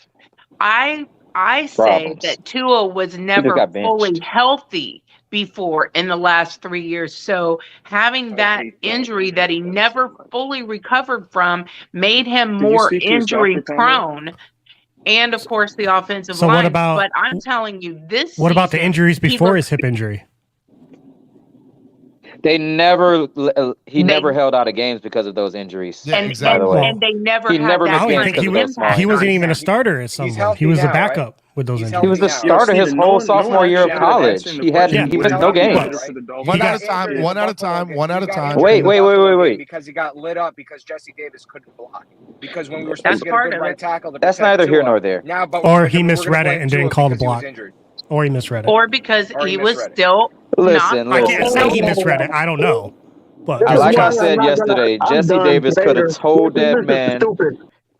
That man could have told Jesse Davis what he was going to do. He would have still. That was weird that David just took off like that. That was really weird. What? I don't know. It was weird. So never really hold on one second, y'all. EM Dolphin fan is here. I want to give my man a chance to get up here and say hello and spread his kindness, positivity, and love. EM Dolphin fan, what's up, brother? EM's the GOAT. What's going on, EM? Hey, EM. Steven, give me 5 minutes, bro. Give me 5 minutes. I'll be right back. I'll give you 5 minutes. EM. So I just want to say that we have never seen Tua look the way he looks right now. He looks so healthy and strong. I do not think he's going to be as injury prone as in the past. He might actually make a preseason All-Pro this year, Pamela. That kid is packing. To be honest, I think the injury prone thing is overblown. I think it is too. I agree. I just don't. So I don't like that. I don't get the Dolphins fans. It's as though you're inviting that type of situation to happen to this fan base. Just pray to God or whatever God you believe in that this is not going to happen, because right now, I don't care what anyone says, this is a Super Bowl caliber team. It really is. I believe that too. Wait, so are you saying us talking about it is making it more likely he's going to get hurt? I don't put that energy out there. I don't know why our fan base does it. I don't get because that. You don't hear that we're running scared. From the Jets That's fans. why, because we're the what if. Fans. You don't hear that from Giants fans. You don't hear that from people. Now to be fair, you don't hear from Jets fans, but their quarterback still got hurt. Crystallakis, to be fair, Crystallakis, is there any other fan base that runs like we overtake social media, YouTube, Twitter, everything? Like there's 30 different YouTubers for the Dolphins. There's 5 or 6, maybe even 10 multiple Twitter spaces and platforms. Like I don't know any other fan base. And now Discord over social. Yeah, and Discord. Don't forget to join our Discord in the description below. Thank you, see Roach. That's why you're the producer, man. I love you, bro. But yeah, do you get what I'm saying? Like who else does that, Crystallakis? Nobody. Like everybody's got something, but nobody runs it like we do, in my opinion. Well, see, but we're also always waiting for But Steven, you don't know about the other podcasting that goes on with other fan bases. We still do that to our players. We still do that to our I players. agree with you, Crystallakis. I agree. This team is not going to heal until. I'm not saying you have to believe in Tua, but just don't put that energy out there. Don't be discussing. I agree with you. Andrevius, get feedback from you, Andrevius. Go out and come back. If we keep talking about it, Tua might get hurt. So let's stop talking about it. If Tua doesn't pan out this year, I don't think that. Getting feedback from you. A lot of feedback. I'll share the crow with you, John, because I totally believe he's going to ball out too. But I'm telling you that I agree about needing more positivity out there. I completely agree, because I think we bring down the vibes of our team by being so negative all the time. But I also understand. Pamela, are you mad at the fan base? Like we can some. Yeah, the people that just talk complete smack. So you can be mad. Can you have empathy for that though, and just understand why they're? I am one of the fan base. I totally understand. Want to win. People want to win and are sick of the mediocrity. I've been there. Hi guys. Just like them. I totally understand. And I feel like I could. Andrevius, go out and come back in. We're getting feedback from your thing. Okay. Go ahead. I feel like that I understand that. Like we're always waiting for the other shoe to drop, because it has. It's our history. It's been what's happening MO. For so long. Our MO, that's a good word. Yes, our MO. So I get it. But at some point, you have to believe. You have to have some positivity. And I think the positivity needs to outweigh the negativity. We're all looking like... You know what happened, Pamela? Ego replaced positivity. People want to be more right than they want to support the Dolphins. I agree with that. I agree. Not everybody. Not everybody. Am I still getting feedback? No, not anymore. Frank Montgomery with a $2 donation says, main concern is a man health. We need 17 games. Nobody's disagreeing with that. Here's the thing. I would say last year and the hip injury is the only time we really had to worry about injuries with Tua. I think it's way overblown. I could be wrong, but and the finger. He had the hip injury. That was a problem. In college, he had little dings there, but he never missed games because of them. Like you guys have yelled at me about JC Treader. I say there's reports he got bad knees. He doesn't miss games. It's like, okay. The little injuries y'all complained about when he was at Alabama, he didn't miss games. We have a player. He literally didn't miss games. Right now that does that. You know who it is? Armstead. Armstead misses games left and right. Why is no one talking about Armstead? Oh, people talk about that. Oh, we talk about him. He's only going to play 13 games this year too. You want to know why? Because people are virtually blowing Armstead in Twitter. That's why. Tua only missed one game his rookie year due to injury, and it was more of a precautionary thing. He could have played. Virtual blowing you speak of. You're doing it right now. Hey, Chef. I'm just messing with you, man. I'm messing with you. Jeff Shoes says 59 likes, 239 people in the room. Hit that like button, y'all. Everybody tell them to hit the like button. Hit the like button. Make sure hit it. I ain't gonna lie, Steven. I be forgetting to hit the like button these days. Yeah, don't forget. That's Get out there and get it. Hit it, Andrevius. I mean, look, EM, are you here? Yeah, I'm here, bro. All right, the floor is yours, EM, because I know you got a lot to say about all this. I mean, I really don't. I mean, what happened? What did I miss? What's the what's the topic of conversation? I mean, really, We're what's the talking topic about of people getting conversation? The This same morning? conversation Your it always favorite is. color, Ian. We want to know what your favorite color is. Man, what Hey, Ian, let me pose you a question. the Omar Ian, and you Kelly, can riff off of the, this. The Omar Kelly thing statement that he made yesterday about Yeah. Tua being a weirdo or whatnot. I mean, One of them. Yeah. Well, I mean, I've heard that. I've heard that privately for a while.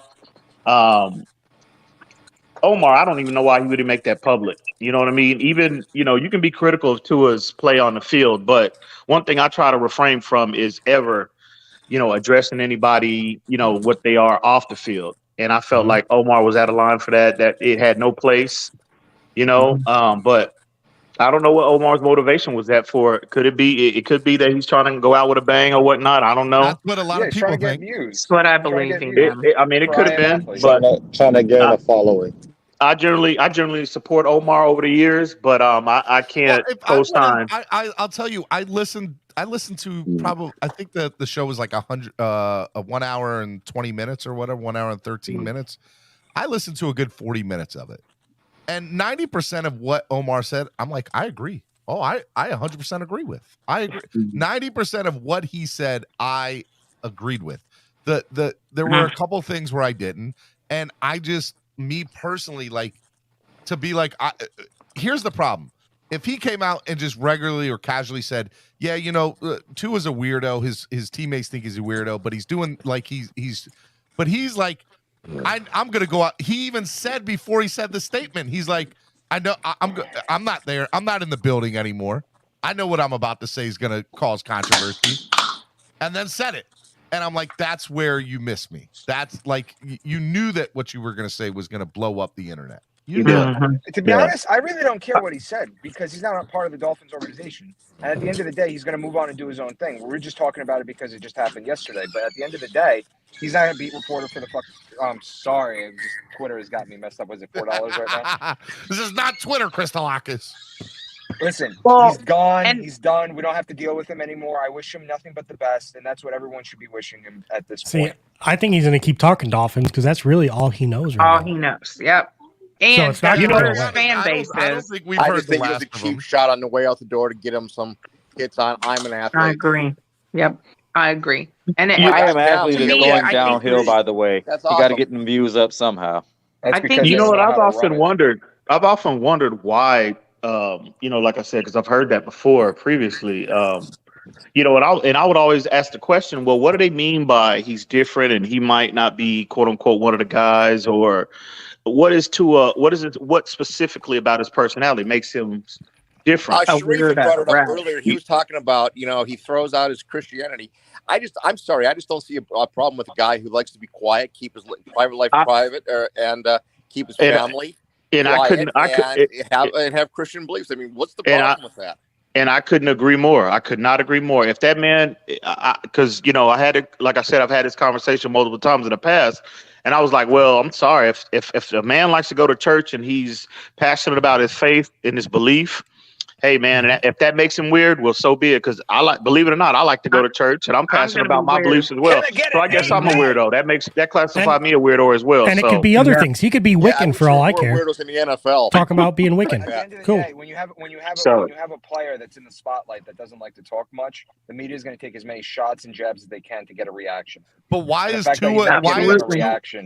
Tua in this fan base always causing controversy? Because of how much the two opposing sides. Exactly, John. That's why. Because he doesn't talk. He doesn't talk. If Tua was to come out and say Shake money paid for your swear jar, John. Shake money paid for your swear jar. Well, I'll get you back, bro. So it don't owe us nothing. He ain't got to tell us. That's right. Well, I personally think it's two things. It's I think a lot of when we drafted Tua, he brought a lot of that Alabama fan base. and they obviously TD tried to tell me that's a real thing, and at first I didn't believe it. It's real, bro. It's a real thing. Real. Alabama fans are straight, like they straight infiltrated the fan base. Bro. Well, they don't have an NFL Think about it. I mean, they're not Dolphins for the most part. I didn't think it was a real thing. All jokes aside, who are these people? I'm not trying to be funny, but who are these people?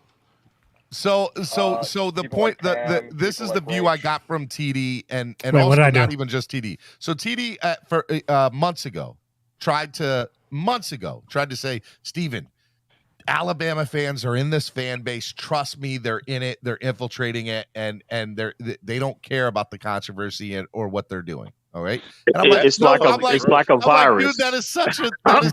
It's like a There's no virus. way. Right? It's like a virus has infected this fan base. But see, I've even had multiple people come on my platform and say, "Oh, I was an Alabama fan, and the only reason I'm a Dolphins fan is because of Tua."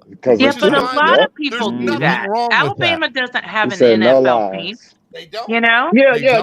Wait. I want to be clear. I want to be clear. Hang on. I want to be clear. There's nothing wrong with being a fan of Tua. Nothing wrong. The only issue I have is with Hey, you know what's funny though, Steven? If we would have got Justin Herbert, there would be no drama on our team about the quarterback. I don't know. Not even talk about play. Just talking like, dude, there wouldn't be this love-hate thing going on with him. I'm telling you, yes, there would, Roach. Hey, I have a problem with a fan coming into our fan base and just supporting one player but not the team. I don't like that. Because you know what they're going to do? They're going to use our other players. That's a lot of people with LeBron James. Hold on, Crystalakis. To be fair, a lot of us on this very panel became fans because of Dan Marino. Right.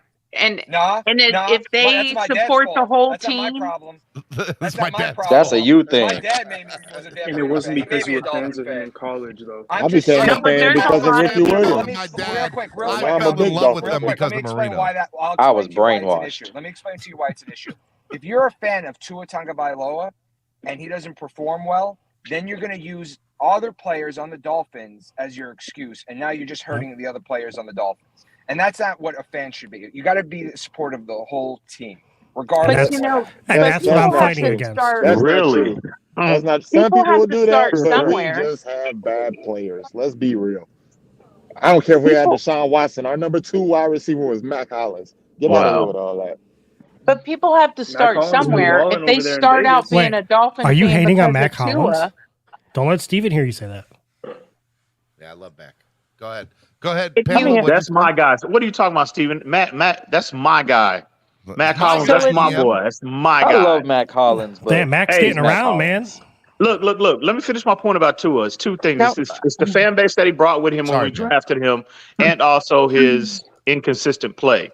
If Tua had been more consistent, from day one, like his counterparts, Joe Burrow and Justin Herbert, I agree with Roach. I agree with Roach. It wouldn't be this big of a divide with Tua. And it's just, and again, I don't have a problem with the individuals that support Tua.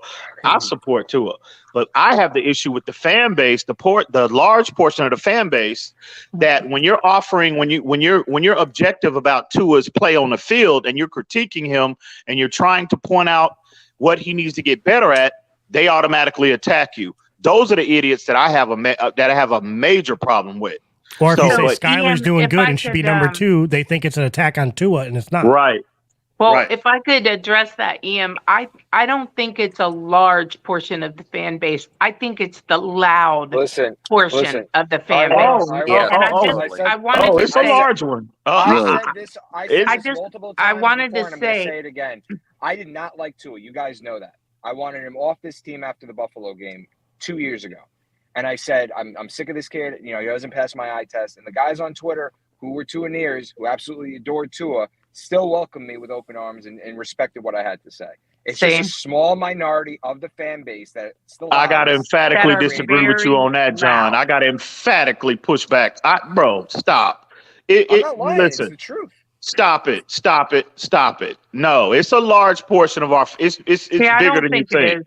I don't think it is. I think it's a small but very vocal portion. I think it's a loud portion. That's what I'm saying. The loud portion. I don't know if it's a big portion. I think it's a loud portion. Complainers are always the loudest. The Tua guys? that complainers. But I don't even say the Tua guys. I'm just saying people here's the problem with social media, right? The people that are the boisterous, the loudest, tend to be the most controversial because they're willing to be keyboard warriors. They're willing to get on and say outrageous comments. They're willing to do those crazy, outrageous things. Steven. The people that are in general, how they, Dolphins fans, how they feel. I love the Dolphins, whoever the quarterback is. How often do you see them on social media talking? Not often. You don't hear them as loud. You don't hear them. Mm-hmm. So I wanted to say though that don't mistake how big of football fans Alabama fans are. They are football fans, right? So if somebody decides to watch the Dolphins because of Tua, because they're an Alabama fan, there is going to be some residuals who will sit there and watch the team and go, wow, Alabama doesn't have an NFL team. There's no reason they can't be a Dolphin fan. Now I'm going to say, is there going to be a whole, exodus of Dolphin or Alabama fans coming to the Dolphins? No, but there are going to be some. But even if there's so many Tua supporters that are Tua lovers, no matter what, like if he leaves the Dolphins, they're not a Dolphin fan. They're going to leave and go wherever Tua goes. Yeah, I don't like that. I hope so. I hope so. I hope so.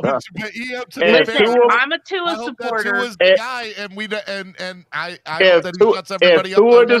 If Tua does not meet expectation, and the Dolphins opt to move off of him next year, that same bus that he's going to be on to get shipped up out of town, I hope they make room for all of these idiots that came to this fan base when we drafted him, bro, from Alabama. Get them the hell up out of here, bro. To me, it's about the color. It's the team logo. It's not the people. Although I do have, we all have favorites from the past that, when they went to another team, like seeing Jason Taylor wear a Jets jersey was the hardest thing as a Dolphins fan ever. Stab me. It was. Yes, stab me in the eye with a fork because that absolutely killed me. Yeah, just like having Thurman Thomas in a Dolphins jersey made me want to vomit. Thurman Thomas in a Dolphins uniform probably hurt Bills fans to the Yes, core, I'm sure it did. Probably did. But when it comes down to it, most of us are Dolphin fans. That's what we are. We're Dolphin fans. And if Tua's not a Dolphin, then I'm not a Tua-neer. If he's wearing aqua and orange. But back to the original comment though. Okay. So Tua is the guy. We're sitting August 17th. What do you mean he's the guy? He's the guy that we're moving forward with as the future of this franchise today, right? Yes. For this season. That's fine. Whatever you want to say. Cool. Okay. I just want to clarify. When you have social media people or you have beat reporters or you have content creators that are being controversial and maybe clickbait or saying something, do you all have an issue with them? That's my next question. Yes. So Omar Kelly is not just thirsty, he's hungry. He needs clothes, like he's everything. He is poor. He is no. The term thirsty, right? So I'm just putting triple thirsty. He's thirsty, he's hungry, he needs clothes, he needs everything, because that is all that comment was about. And I think he ought to take his little self and go wherever he's going and leave our team alone, because that kind of comment just makes me mad. Let me get y'all's others' opinions on this. Who else thinks? What do y'all think? For trying to drive traction. Not just Omar in general. I'm talking about everybody. When somebody says something controversial or says something for clickbait or look, I run a YouTube channel. Like I understand certain things. I try not to clickbait. It don't bother me. Like I think everybody should be able to have a platform to say whatever they want. It's just if you view. For example, I don't like this guy that the guy who was in court recently for saying that stuff was fake and not real. I forgot the big guy, Alex Jones. Right. I don't watch him. I don't like him, but I don't think he should be like taken off the platform. He has the right to say what he wants to say. No, he just pays $45 even if it's messed up. Damages. Yeah, if that's he took that Did risk. not get into you always bring stuff up into politics. I don't even Because want we're to gonna have a argue about conversation after this, bro. we can have it. We can have it. It ain't gonna change how I think. But my point is that we bring that same type of energy to our team. Is why it keeps coming up. I think. Let me bring something up from the outside. When Josh Allen has a bad game in Buffalo, he does not take the media scorn that Tua has when he has a less than stellar game. I'll upgrade that to a better analogy. When Justin Herbert, who has all the weapons and around him and who can't make the playoffs, does he get the same amount of heat? Because he just not at all. He doesn't. I don't know. I follow the Chargers, but I don't. I'm telling you right now, he doesn't. Mark, he doesn't. All the weapons. Justin Herbert has all the weapons. Really? I'm sorry, John. Austin Eckler is a what? What would you rate him? What would you rate him? He does have a lot of weapons. He's got players. Hang on. So where would you rate Austin Eckler in the pecking order of the pantheon of running backs in the league? Would you rate him top? Probably, maybe top 6. Top 6. He's top 10. Definitely top 10. Okay, I'll give you that. At least he had a running game. I'll give you that. They were running the RPO without the R. Okay, well, I'll give you that. I'll give you Eckler. So my point is this: when other teams with quarterbacks that are, looked at differently have bad games, and when Justin Herbert had that god awful game with against the Texans where he threw picks all over the place and cost them the playoff game, because that was the game that cost them the playoffs. When Josh Allen goes out and throws a stink bomb up like he did against Jacksonville, there's not this berating on Twitter and on YouTube. Those guys break records. Else. Mark, those guys break because records. They play really well. The reason why it's not is because millions of pages of social media that say that statement like that. The reason why there's millions of social media outlets now. Hey, hold on. Omar Kelly just tweeted something, and I feel like it's warranted to discuss. He just tweeted 5 minutes ago. He said, "I've said a lot of things about Tua. If that's what they latched onto, then they want the drama, the gossip, not the substance. He is a little different, to put it politically correct. I said what everyone already knows. My apology if that offends you. We're all a little weird." So he's not taking back what he said. He's not apologizing. That's a backhanded apology. But you can't say that. And but listen, what if Omar? What if that information is correct? All he's doing. What if he really is just relaying information that was told to him? I don't have a problem with what Omar did. My only issue is, if you're going to go out there and say those type of things, expect the backlash. Just don't run away, which it seems like he's not doing. He's going to stand by what he said in that tweet. That's fine. I respect for what Omar is doing, because at the end of the day, he's a man with his own opinion. He's allowed to say whatever he wants to say. He has his own social media platform. I'm not Gestapo. I'm not Hitler that's going to tell him, no, you can't post those things. Okay. Like, that's the thing that people have to realize. What I don't like is when there are reporters out there that go out and say these controversial things, and then it's like, oh my God, everybody's attacking me. You guys are all attacking, and then play victim. That I will not take. Because if you can dish it, then you certainly can take it. Exactly. I think 100. I think Omar was just relaying information, what he was told. I don't agree with him bringing it up. I don't think it had a place. That specifically didn't have a place for, on his show or whatnot. But for 1 second, I think Omar is truthful about what he's being told. It's a lot of things that's been mentioned about Tua privately that this is what I'm wondering about.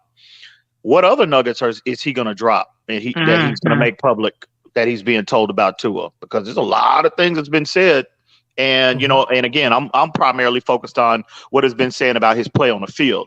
But again, like I said, I've heard about this before. I've heard other things, about Tua over the years. But yeah, I want to know, is he going to release any other information about what he's being told? So, but Omar is Omar.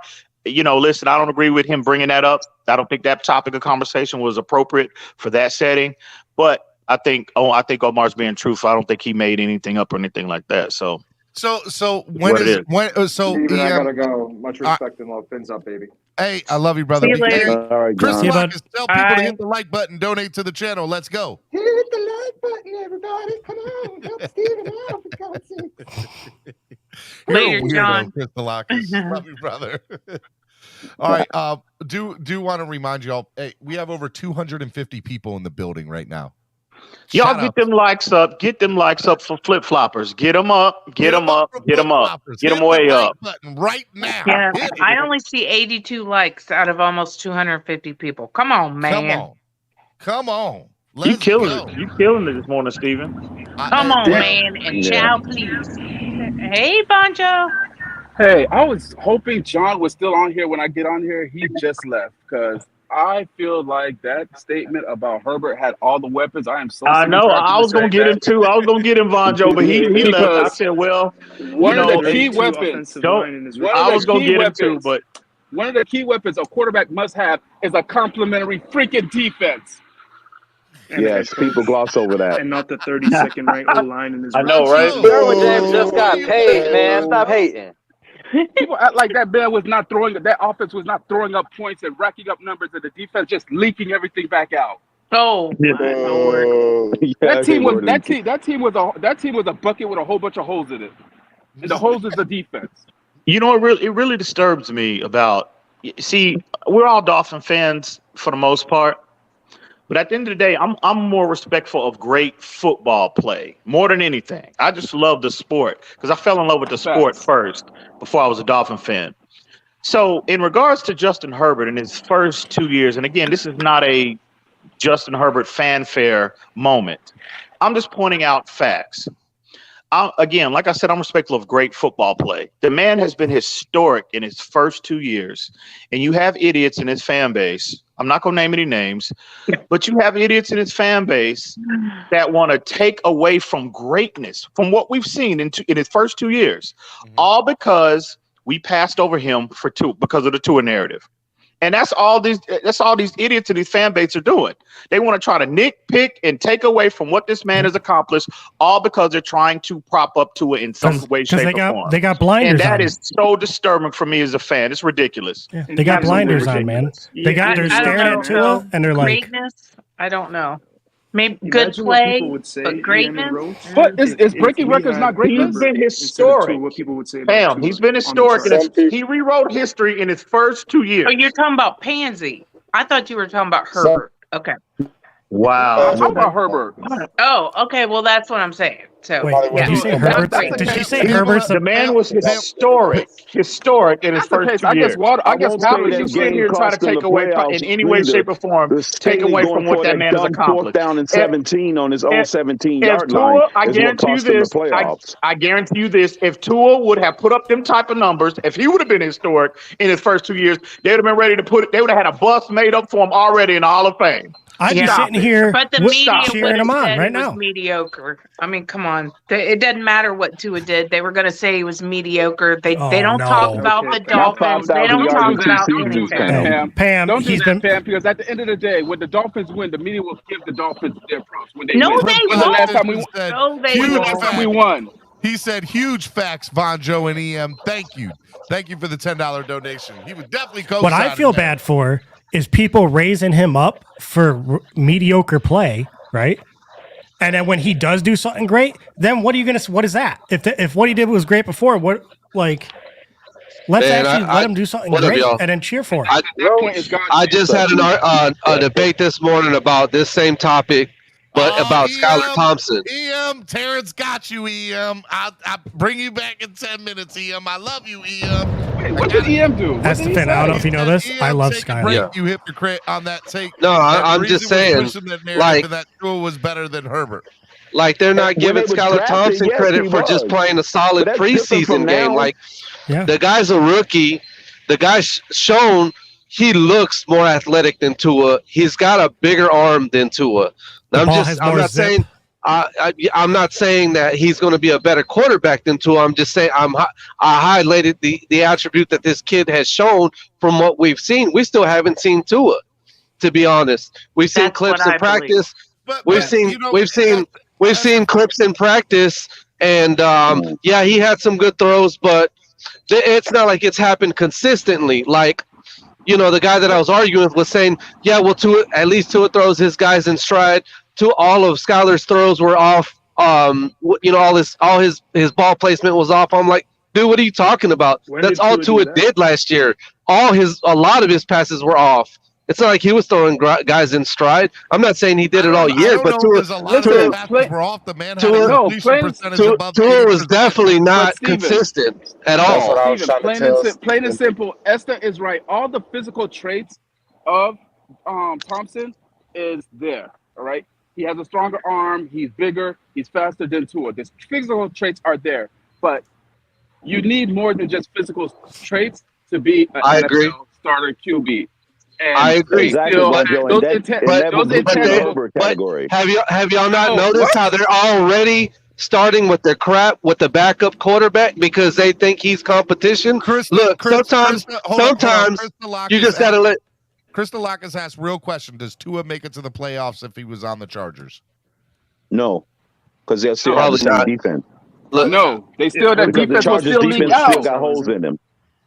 I'll say this. Then they got Staley keep going for it on 4th down and 17 on his own 17-yard line. That's costing them games. So So they went 9-8 with a better. I don't see where the problem is in having a backup quarterback that's just going to push whoever's a starter to being a better quarterback. Just in general, who cares? I don't think that people. Why are people scared of that?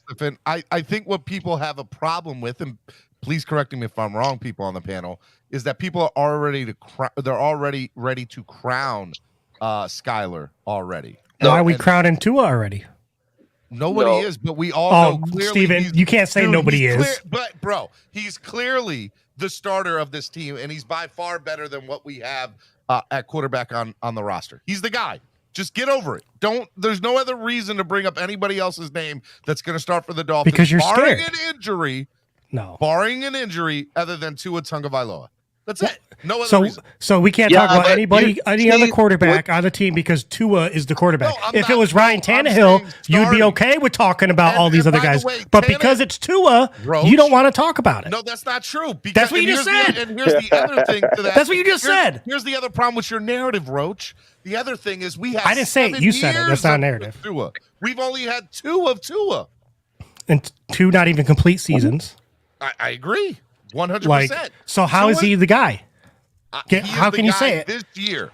He is we really got to stop Listen being here. hyperbolic. I'm gonna tell y'all one thing. We really being hyperbolic, and that's the issue. We really need to stop being hyperbolic when it comes to Tua has proven he's the guy.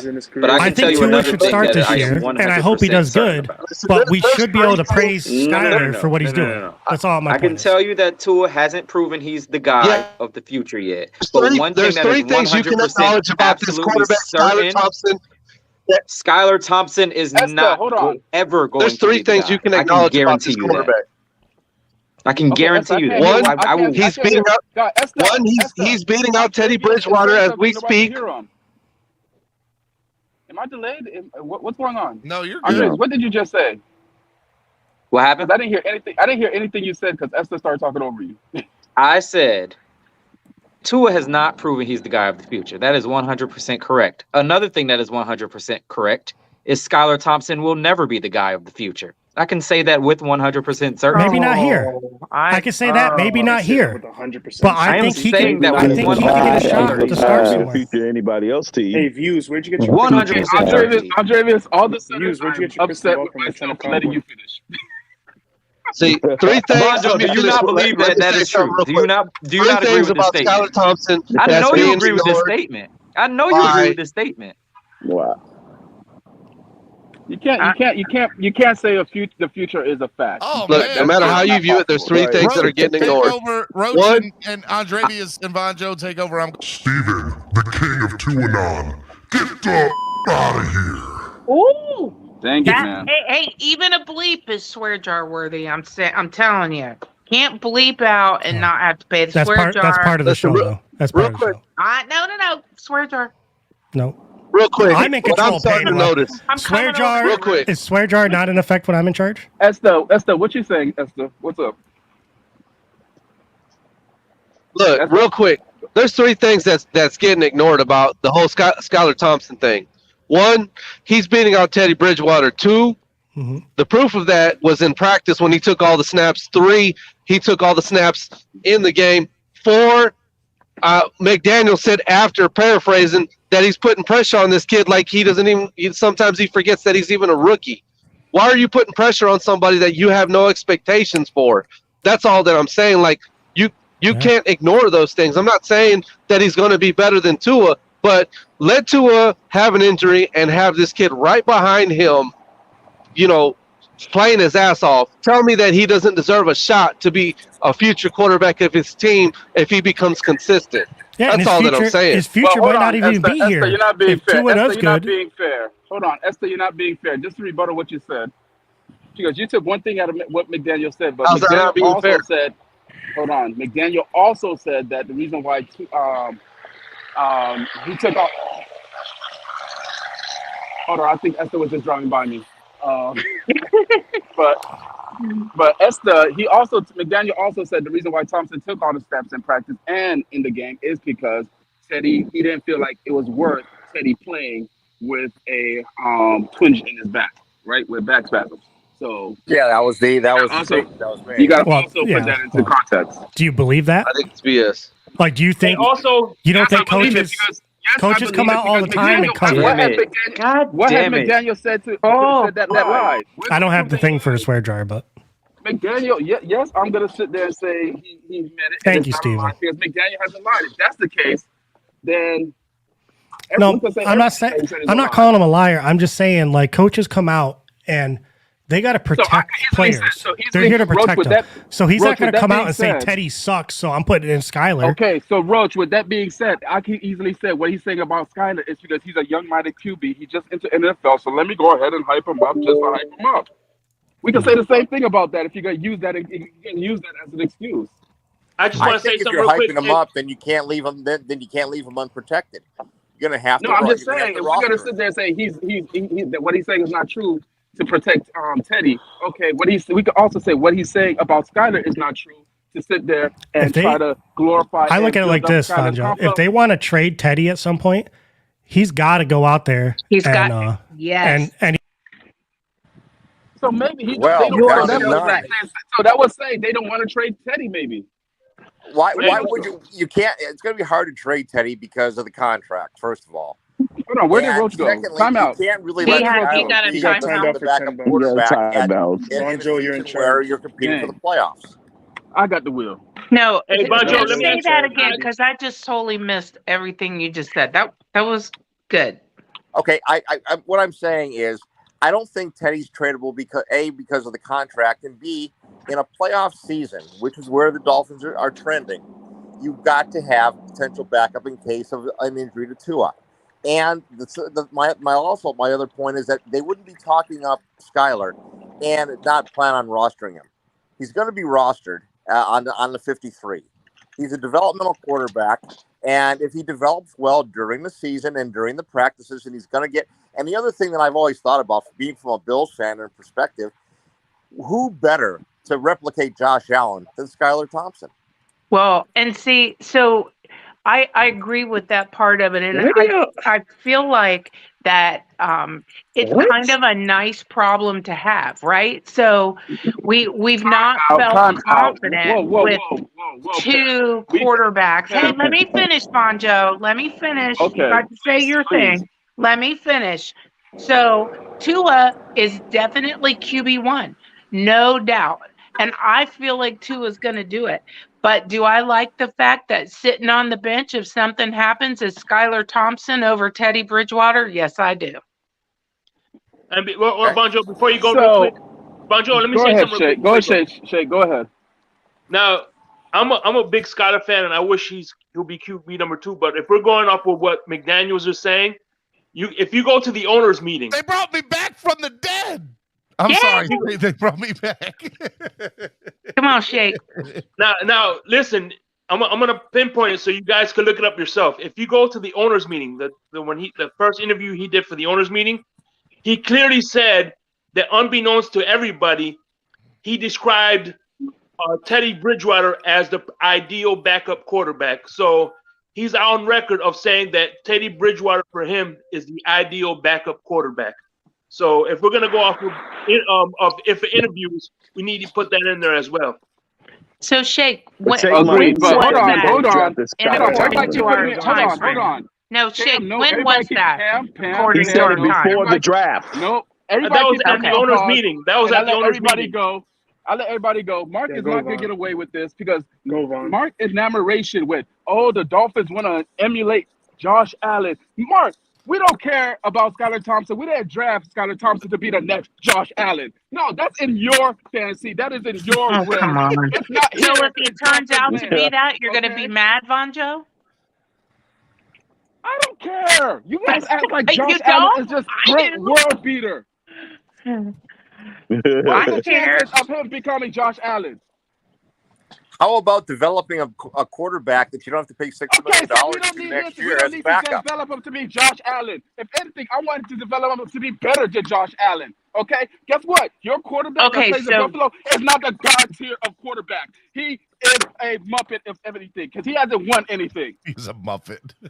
Yeah, right. Well. Okay, so I get your point. I get your point, but you understand the point of comparing him to Josh Allen. You understand. No. It's just semantics. Come on, it's semantics. Because at the same time, last year we shut him down. Our defense shut him down for a whole half. It's the fact that our defense was on the field too much. That's the only reason that Muppet got away. Okay, you don't have to yell at me because I totally agree with you.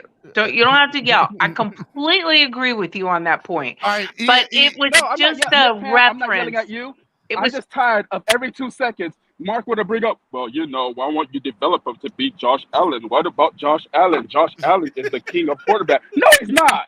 No, I agree with you.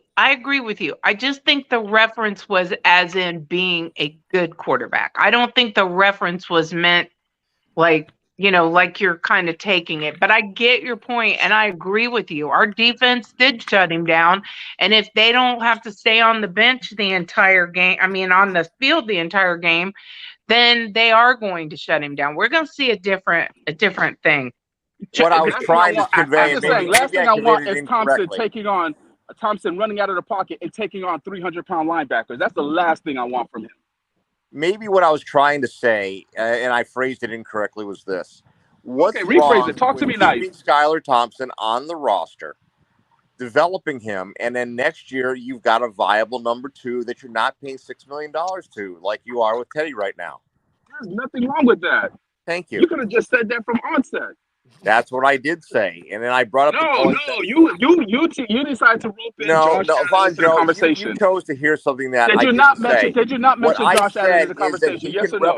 He can. Did you not mention Josh Allen in the conversation? Would you let me finish a statement, please? No, I'm not going to let you finish. You need to answer my question. Did you not mention Josh Allen in the conversation? I did, but here we go.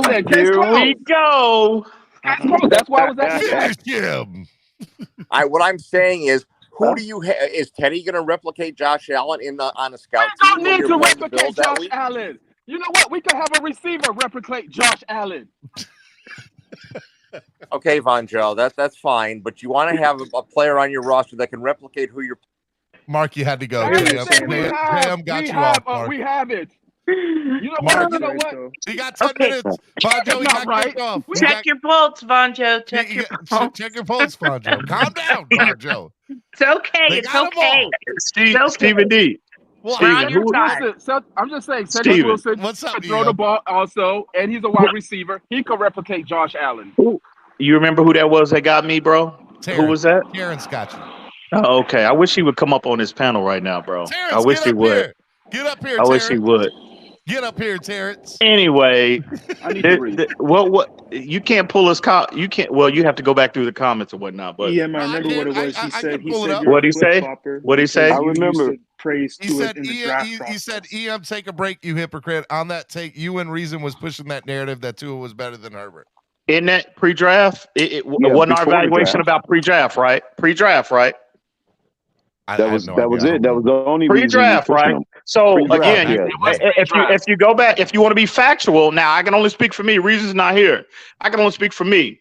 My approach to the draft is any evaluation I give on any player is to validate their draft status. Nothing more, nothing less. You have never heard me say Tua is going to be better than this guy. He's going to be a Hall of Famer, et cetera, et cetera. When we drafted Tua on TD's show, when I went crazy because I love Tua pre-draft 2020. But this is the part of the show that people forget. They only focus on me going crazy that we actually drafted him, right? But 5 minutes after that, I collected I gathered myself, came back on stream, and what did I say? What first thing came out of my mouth was Tua's evaluation. Hang on, Shay. Hang on. I can tell you exactly what you said, though. Let me tell you what you said. From here on out, we're not going to use Alabama film. From here on out, I'm going to evaluate him as a Dolphins player. I'm no longer going to evaluate him as an Alabama player. That's exactly, and that's exactly what what my approach has been since we drafted Tua. So I don't know what the hell Terrence talking about. Come up here on it. I wish he would come up on this panel right now. I wish he would. I really wish he would. Oh, so all right, hold on, Mark. I'm gonna kick you out the back for a few minutes, and I'm gonna see if Terrence will come on because the studio is full. So I mean, you can just kick him out permanently with those bad takes. I'm not. I'm just kicking him out for 10 minutes. He's only gone for 10. But at Terrence, there is an open spot in the back room if you want to come on, Terrence. I will give Terrence. It's like people. They want people. If you like Tua, pre-draft 2020, they want you to still give him that Alabama evaluation based off his play as a Miami Dolphin, and that's ridiculous. I mean, that is absolutely ridiculous. And see, when people make statements like that, I can tell what level they're on right now. You know what I mean? It's ridiculous. You have to. All you can do is evaluate the film, and Tua's film at his Miami Dolphin has been inconsistent. He has been nowhere close to Justin Herbert or Joe Burrow, for that matter. And I mean, what are you supposed to do? Just sit up here and lie? Oh, be like these idiots in the fan base. They ignore the film. They stay in their personal feelings. They're emotionally invested in Tua, so they're going to use that to fuel their evaluation. They're going to ignore the film, but they're going to sit here. Well, I believe Tua's this. Well, I know Tua's better. Tua's this, and it's ridiculous. Absolutely ridiculous. They're in love with the person, not the football player. Welcome, Captain. No. Hey, Captain. What's up, everybody? No Cap. I was going on in your chat. Cap. What's up, El Capitan? But that is a true statement to a degree, because a lot of people, when you start critiquing him, first thing they say, well, he's such a good kid. Well, this kid, he hasn't done nothing to nobody. Nobody cares about his personal life. You know one thing? Hey, here's the thing. Everybody thought that Deshaun Watson was perfect before all this came out. Up until this, leader in the community, he was always pretty fundraising. Yeah. Am I lying? He was a pillar. Lying. No, okay, then. Now he's getting so, chanted. I don't care about what they do during their personal lives. I do not care. I need to know what Tua is doing on the field. It's not that I don't care what they do in their personal lives, but as long as there's no controversy in their personal life, why do we even? Nobody cares. Yeah, I agree with that. If your personal life doesn't affect your field play, we do not care. Yeah, I could care less what's going on off the field, bro. And I have to admit, I hate the narrative that people say you're a professional athlete or you're famous or you make millions of dollars. I've heard all three of those, right? Except for them to say that their personal life is fair game. That's BS. Except when he's on every level. Except when he's golfing on game day. But why do we talk about it on here then? Hey, listen, he can golf every morning of every game day. If he wins every one of those games, then that'll be a part of the winning routine then. Yeah. Yeah, I guess that's another thing. You're right, El Cap, but that hasn't been the blueprint. If it equates to wins, then I'll buy him a freaking bag of golf balls. If Tua has to get to that level. If he would have come in, if he'd been more established himself and distinguished himself as a productive player in this league, I will have whatever players' pregame routines are.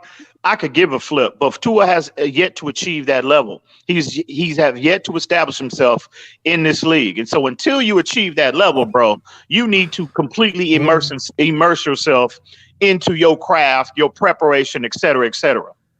Dude, did you all see what just happened to Mac Jones and them in Patriots camp?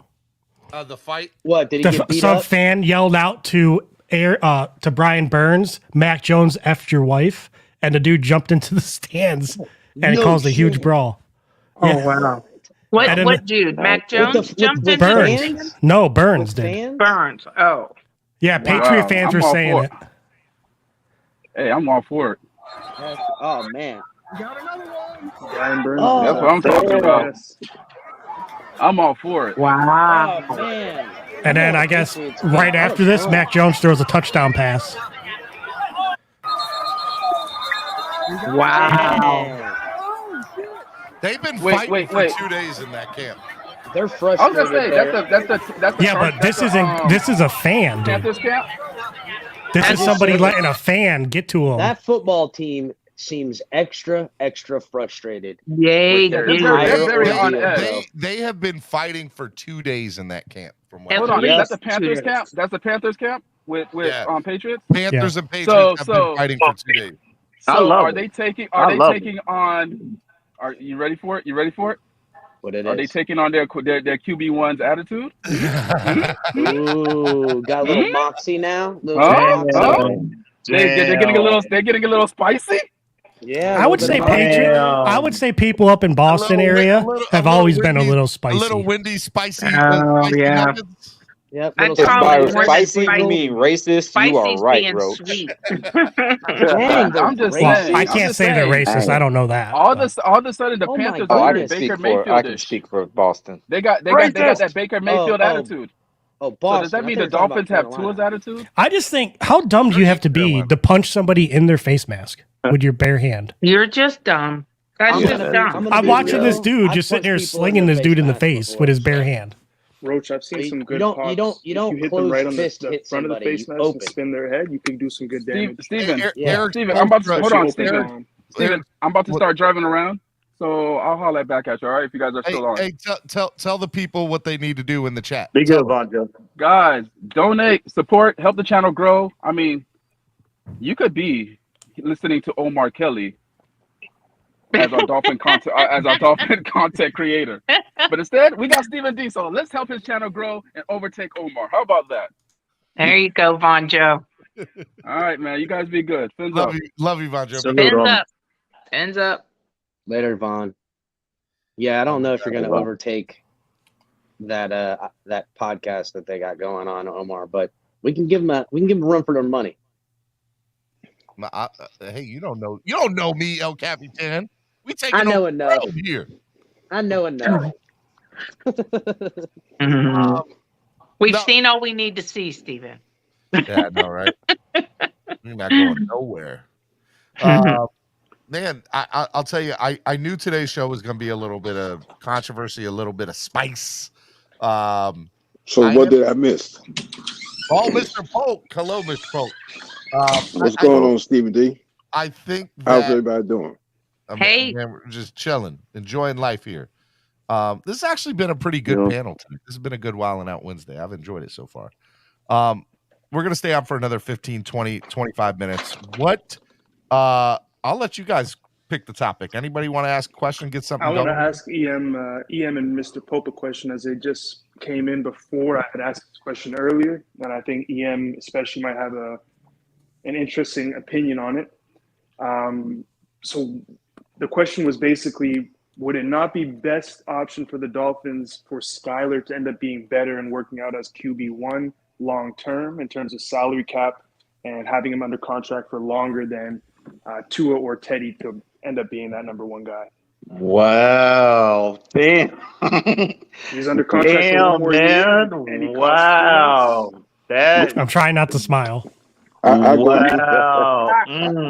I mean, talk about putting me on the spot. Really? EM, it would work out if anyone becomes solidified as the franchise quarterback. I don't know. Very good. I was going to say the exact same thing, Cap. I'm for it, bro. With that Listen, said, would you not take the cheaper option? Well, yeah. Well, obviously, from a financial standpoint, that would be like, that would be tremendous. If again, I'm not wishing this on E. This is the hypothetical scenario. So if Skyler does unseat Tua as a starter, I'm for whoever gives up the best chance to win. We all know that. I don't care. It could be Tua. It could be Skyler. It could be my next door neighbor. I don't care who that is. So if Skyler unseats Tua as the guy, well then absolutely. You got this man for the next 4 years on a 7th round draft picks salary, which is what, $850,000, $1 million a year. And you can use that by the end of it. And you can use. That's how Seattle won. They had Russ on that cheap salary. And you can now use those cap savings that you're going to have with him being on his rookie contract, 7th round rookie deal, to replenish and supplement your roster and continue to be ultra aggressive through free agency. That's a win-win-win type scenario. But again, it all has to start with who gives us the best chance to win. If that's Tua, I'm with that. If it's Skyler, I'm with that as well. Okay, can I go next? Go ahead, Mr. Polk. Waiting on you, Mr. Polk. Okay. On one of the platforms I had mentioned before that McDaniels personally picked out Skyler Thompson. And then my opinion is this, that we should not let him be put in the practice squad because he will not be there long. Let him sit behind, right now, our number one quarterback, who is Tua, and our number two quarterback, Teddy Bridgewater, and let him develop it. To me, he's very impressive because I watched him a little bit when he was at Kansas State, and then I looked at more when we selected him. I went back and looked at the film with him at Kansas State. Now, people are saying that, okay, well, we always, whenever we get a quarterback like Sinet, like who we had last year, it's all we always pulling for that person. But this guy, I'm gonna tell you something, and I've been around for a while, and I use my eyes. I don't have the stats like everybody else. This guy is special, and we should keep him on our roster and let him sit behind our number one quarterback and number two quarterback, and let him develop. And should something come up, then we can go ahead and try to plug him in. But for right now, let's let him develop, because to me, he's what I call a development quarterback. He's a quarterback that has a lot of upside and a lot of potential, but just let him develop. EM, let me ask you a question. Can I respond to what Paul just said? I just want to say thumbs up. Like, I got like follow-up questions. I but I'm don't gonna let y'all have. talk. I don't have stats either. Like my brain doesn't think that way. I'm just like you. It's the eye test, and I think you're 100% right, Paul. EM, let me ask you a question, bro. Are you of the mindset, like I am dead set against having 3 quarterbacks on the 53? I think it's a waste of a roster. Okay, but how you gonna keep Scott? Because you can't put him on the practice squad because he's gonna be gone. That much better, then keep him over Teddy. No, listen, Steven. If he is, if he's not, then you let him clear waivers, and if he doesn't clear, he's not. I think it's a waste. My point of my thing is, I think it's a waste of a roster spot to keep him in the 53. EM, tell me why I'm wrong or right, either one. Well, again. Well, you're not wrong, Stephen D, because I tend to agree with you, not completely, but I'll say 25% of your take I agree with. From the standpoint of the status of where we are as a team, as an organization, we are in complete win now mode. Yep. So even though Skyler has performed, he's exceeded expectations in terms of where he was drafted, and from what I have consistently heard about him. He's the most talented player, arm talent wise, arm strength wise that we have in that room. And the NFL game speed just doesn't seem too big for him. The stage doesn't seem too big for him. So he's consistently been performing in practice. However, this is where I will agree with you, Stephen. Again, we are in win now mode. We are trying to accomplish and get to the postseason this year. I'm a little uncomfortable. As good as Skyler has allegedly been, according to reports, and then we saw him last Saturday night. It's still it's not the regular season. It'd be one thing if we had this high level of play and he was playing regular season games. So I will say this: I'm to address this problem, and it's a good problem to have. This is where I disagree with you. Is I would rather keep all 3 because, again, if Skyler is on this, if he, from what we've seen, according to reports and what we saw on Saturday, and if he continues on this upward trajectory, because again, think about this for a minute. A according to reports, he has consistently outplayed Teddy Bridgewater. And again, you could have whatever your opinion on Teddy Bridgewater is, we can all agree Teddy is a legitimate starter in this league. So for a 7th round pick, right, to come in and unseat him in your first camp, your first NFL training camp, to me, that is a tremendous accomplishment. So you got to, again, so now you have to play the projection game. If he is able to achieve that, and again, we can sit here and have a conversation about how much better Tua is or how close Tua and Teddy are. So if he's able to unseat Teddy in one camp and Tua is just marginally better than Teddy Bridgewater, well, if that kid continues on this trajectory, okay, that's a conversation we're going to be having here sooner rather than later about who's better, him or Tua. That's the argument. That's the argument Color's been making ever since. That if Skyler is better than Teddy, by far and away, then well, I mean, think about. I don't even think he needs. He just needs to be close. You're splitting hairs. I think if it's close, it goes to Teddy. But the argument that he's saying that the margin's too thin. Tua, the margin's too thin between Tua and Teddy. That if Skyler's better than Teddy, because he's a 7th round pick and over a veteran like Teddy, then he might as well be over Tua at that point. I disagree with that. Like you're talking about threading the needle right between these two guys. Hang on. My personal from training camp, that's not the story. Tua is by far and away better than Teddy, in my opinion. Opinion. Let me finish making this point real quick. Here's where, Steven, I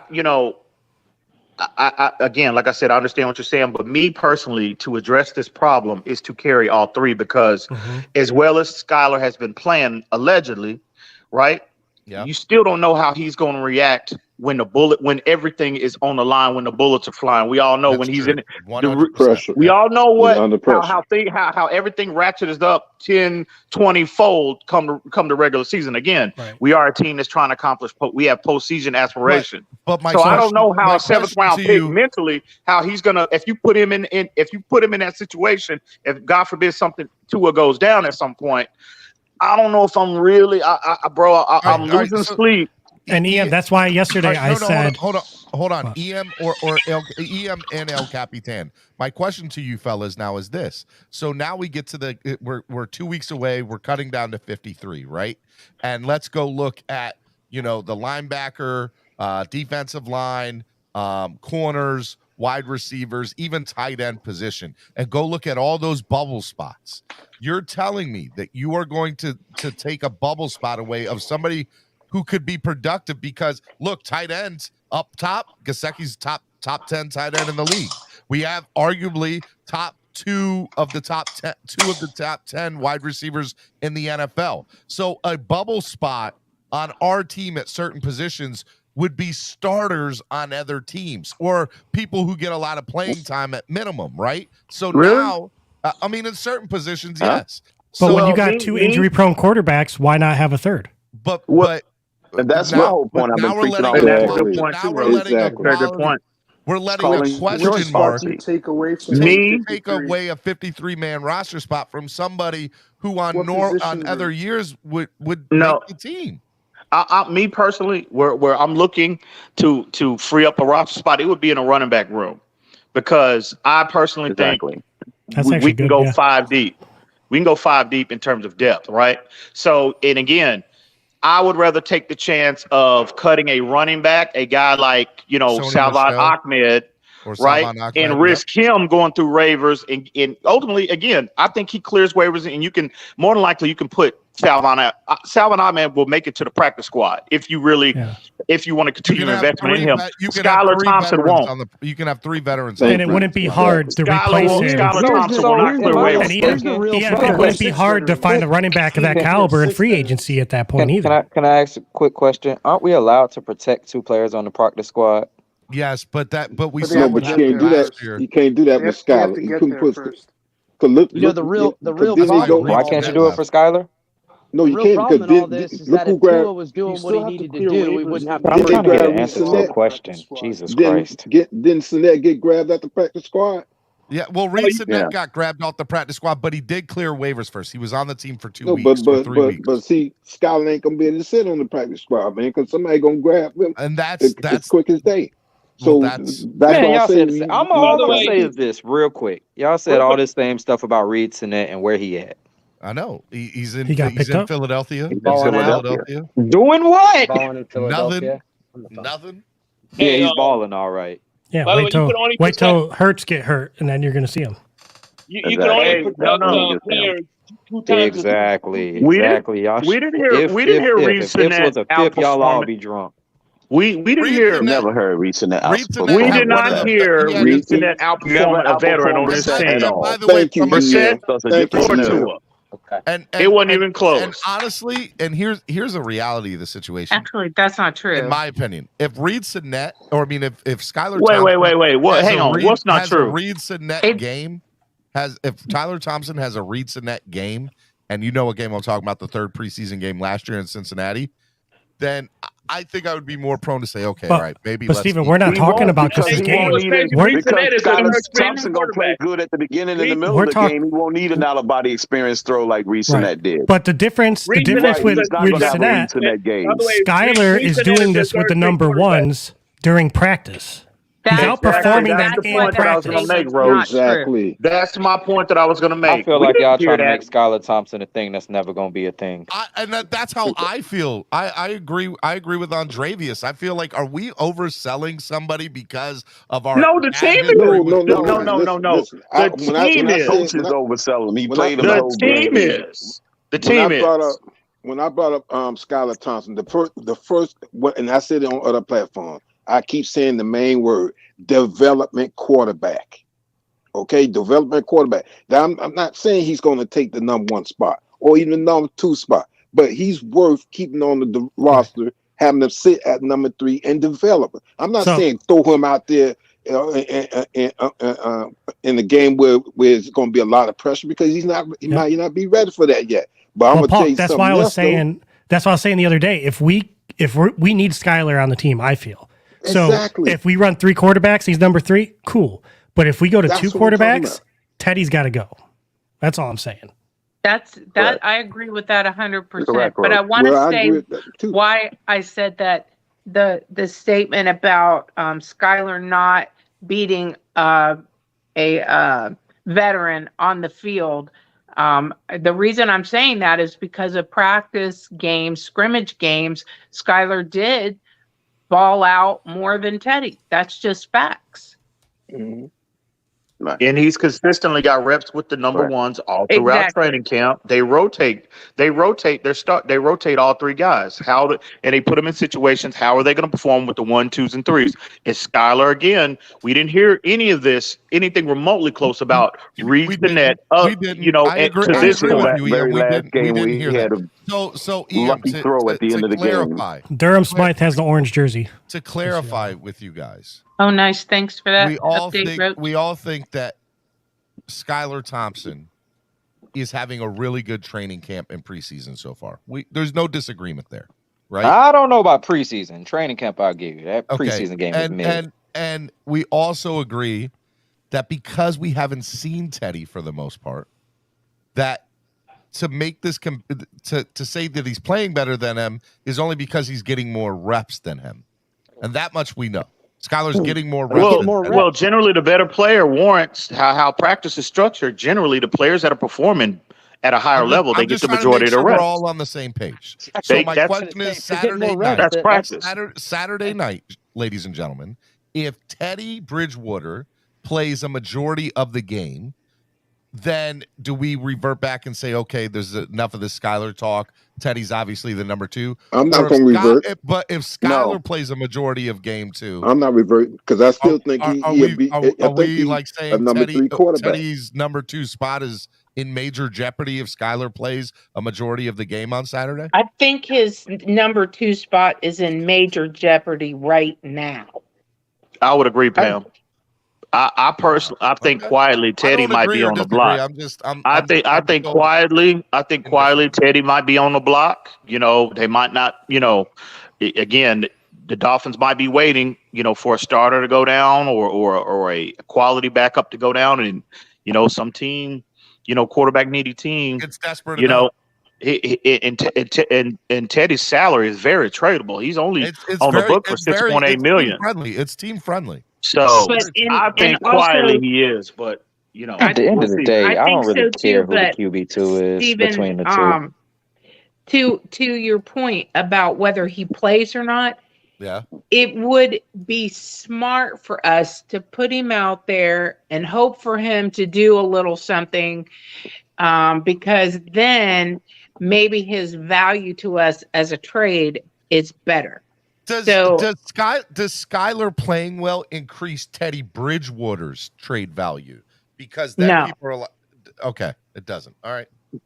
No, I don't think so, because that's a rookie coming in there making him look bad.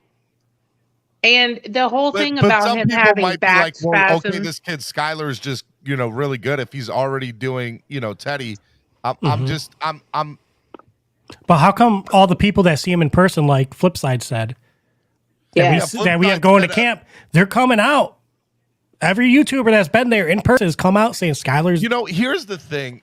We talk about the eye test, right? And I think eye tests are so subjective and so perception based. I have a very difficult time when somebody says, "Look, my eyes X, Y." Like I'm just going to use Mr. Polk as an example, right? Right. Mr. Polk has watched football for how many years, Mr. Polk? 30, 40 years, right? Long time. If you come to me and say, "Hey, Steven, my eye test, Skyler Thompson's got something," I at least got to take it for what it is and say, okay, this guy's watched football for 30 years. He's watched football longer than I've watched football. So I think there's something to be said. But I also will say that if somebody has a narrative or continues to push narratives through social media and then all of a sudden says, oh my God, Skyler Thompson's the greatest thing, what am I supposed to think about that person that's saying that? I feel like there's different people with different perceptions that feel differently about the situation. And So I don't know what to believe as somebody who doesn't out of those people, who has said anything negative about him? On any you could go down any list, ESPN, Fox Sports, there hasn't been a Twitter, lot of negativity about it. There isn't. It's all positivity. You know what jumps out to me with Skyler, and again I go back to what was privately was reported after the draft, and they actually got their hands on Skyler and they got him in a building or whatnot. It's his talent level, his arm. Again, you can say what you want about how he played, but what the first thing that I noticed Saturday night is the look at how how natural of a thrower he is. He looked comfortable. He is. Well, that too, but the first thing I noticed was his arm strength. And again, you could say what you want about how he played or whatnot. He clearly is the more talented option. And again, if you're coming from a coaching perspective, they tend to, extend more grace and the more talented players have a longer leash. And you look at Skyler again, his arm talent, you look at the physical traits, then you look at how he was able to conduct himself on the field Saturday night, not only Saturday night, but also practice as well against the ones, right? One with the first team against the first team defense. I'm just saying, bro, this is where I think what potentially could happen. And I'm not saying that it will. Check this out. If later on, if Skyler comes up and he ascends, say in like a year or two, right, and Tua's still here, and they're at basically the same level, who gives you the more trade value? The talented player generally gets a nod. The more talented player. And then if Tua is still performing good, but Skyler's doing better, Tua having that number one draft spot and then playing good, he would bring in more trade value than a 7th round player playing good. So, and if he's playing good enough, why not take that trade value? And also, Roach, keep this in mind. Keep this in mind as well. Skyler Thompson is Mike McDaniel's first quarterback draft pick. Not Tua Tagovailoa. That's key. Exactly. And that's the key thing people lose sight of. I want to pick. But he came here for Tua, is what people will say. I want to piggyback on EM. Y'all sound like mad geniuses right now. Shot at you, but here's the thing. I'm actually entertained. Keep it going. Keep it going. The thing that got my attention with Skyler Thompson is that McDaniels picked him out. That's what made me go back because I seen him play in college football a couple times. But really, what got my attention when McDaniels picked him out, and I said, you know what? Let me go back and on YouTube and look at the film on him. And that's okay. Also, our quarterbacks coach picked them out. And I agree with that. That's who the interesting fact is that our QB coach who worked with Brett Favre and everything like that, he handpicked him and saw him as a perfect scheme fit for this system, and he ran it in college. So but the thing is, as a development, and then also Saturday when he played, I was expecting him to have butterflies in his stomach, nervous, make a few mistakes here and there, but he handled himself pretty good. Yeah, and he was pretty poised. He was pretty poised. And then when he did make a mistake, he didn't let that sink him. It's like, okay, I made a mistake. I'm gonna try to correct myself. I'm gonna try to learn from my mistakes. And then he went on.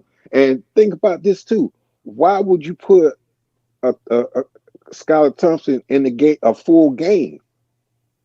I mean, a 4-quarter game. I mean, I was expecting them to take him out the first quarter and put Teddy in there and let Teddy do the rest. But I was really impressed and surprised. So I think they should have started with Teddy if they were going to play him at all. The fact, you know what I'm saying? Because imagine optics now if Skyler Thompson gets the start and then the second half of the game you got Teddy out there. You think the talk is big now. If that was the case, we would never stop talking about it. We'd be like, Teddy's backing up freaking new guy, da-da-da-da. So the problem with this entire conversation is if Tua was doing what he needed to do and could stay healthy, we wouldn't even be having this conversation. Well, what's crazy, if you put him in... Be careful now. Beating around the bush. Careful, Cap. Be careful now. Not only tread very lightly. Careful. Exactly. It's a Bama fans listening to you now. Because I would venture to guess, with the exception of maybe 8 to 10 teams in the NFL, the most popular player in any fan base is always the backup quarterback. Because it's always is this. So that kind of goes to my point I was about to make, Steven. If you took Skyler and put him in put Skyler in a different uniform. Put him in with the exception only if the starter is not established. But Steven, only if the starter is not established. Put Skyler in a Patriots uniform doing this when Mac Jones on the team. Would we not be trolling them and saying Mac Jones is about to lose his job? Will we not be saying that? I would totally be saying that. I would totally think Mac Jones after coming off a Pro Bowl year, no, we wouldn't be saying that. That Pro Bowl. I would. Bro, you can say what you want about him, the reason why he was voted on. Look at the top 100 players. The NFL players voted him the 85th best player in the league. I defended that yesterday. Validated his play. That validated his Pro Bowl status. You know what? I don't really care. That just shows me that there are a bunch of mouth breathers around there. That's just ridiculous, bro. Yeah, tell you the truth. Wait. I don't so the players are on the field. Hang on, Cap. The players know more than anybody, even coaches. They know who is the more talented guy, who are the best players, who the better players are in the league. What motivation do players have to put Mac Jones vote Mac Jones the 85th guy? What investment do they have in that? I don't know. They I won't bring up what you said yesterday, Steven. That's ridiculous. Do you think he's the 85th best player in the NFL? No, I think Kirk Cousins. I think they had him rated higher than Kirk Cousins, but I mean I don't know. I disagree with that. But I think do you think Mac Jones is a top 100 player in the NFL? Yeah, let's be real, bro. I haven't watched enough Patriots games, so I can't. I don't have an opinion either way. I have not watched enough Patriots film. I have not watched enough. But hold on, let's put some perspective on why they could have been glossed over. Why he's voted 85th. He led the Patriots as the only team in an NFL to put up more than a 50 burger 3 different times. That's an offensive production. Wow. All right. Mac Jones is not a top 100. And he led his team to the playoffs. Who said that? He led his team to the playoffs. Okay. He's not a top 100 player. And Listen. So what you're saying is that Mac Jones is a better quarterback than Tua? Is that what you're saying? No. Right now, absolutely, he's a better quarterback than Tua. Oh, absolutely, yeah, he his is. accolades. Look at all of his accolades. I don't give a damn, bro. Absolutely. No, bro. Damn, with tread lightly. No, I'm emphatically saying he has shown more. He has shown more in his year than Tua has shown in 3. So no, yeah, as of right now, he's a better player. Careful, EM. Tread lightly now. And would you take Skyler over Mac Jones? Nah. All right. That was it for Ian. Sports Music's #1 Miami fan. No, you're good. You're good. I just was curious what he was. Clockblockers right here on the Miami Sports Music Podcast Network. We're gonna do final thoughts of the day. This has been a fun day. Do you have a poster of Mac Jones in your bedroom? I will say this: over 200 people. What's that? Hey, hold up. What's that, Cap? I didn't hear Cap. What did he say? I got a Mac Jones poster of Mac Jones in your bedroom. Man, really, bro? Really? Really? I know that makes you feel uncomfortable. I know that makes a lot of people feel uncomfortable. No, it's the facts. It's the facts, bro. Yeah, I'm not gonna push back on you, bro. 85th best player. Hey. No. I don't agree with that ranking, but I'm saying he's better. He's shown more in his first year than Tua has shown in his 2 years, 3 years. That's for sure. All right, can I hit? No, I'm just saying he's 85th. Can I hit the reset button? Yeah, go ahead. Yeah, go ahead. No, you cannot, Steven. Miami Sports.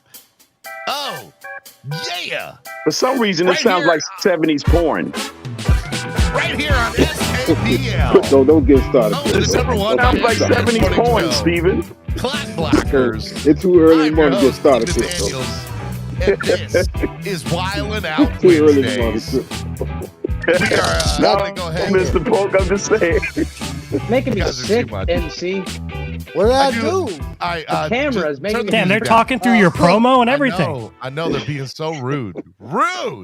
Just rude. Like it's That's Wildin' Captain Out Tom's Wednesday or fault. something. I like what Crypto said. Final thoughts No, of the because day. Steven. Hold on, dude. Let me get it out.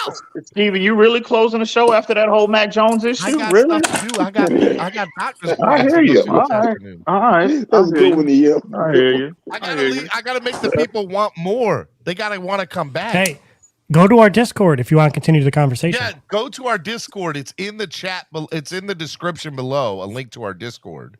Over 200 people strong today. Only 119 likes. Can we get some more likes? Hit the like button.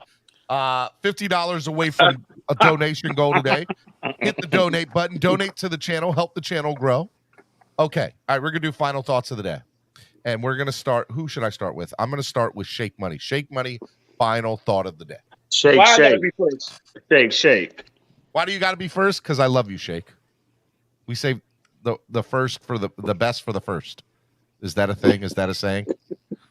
That's when you're trying to. It sounds like you're trying to cover yourself. Don't believe that, Shake. He's just trying to get you up out of here, bro. I'm just kidding. He's just trying to get you up out of here. I'll go first. Anyway, the only thing, look, all I want to know right now, I want people to realize, see this energy that everybody has right now, because Omar Kelly hurt everybody's feelings apparently.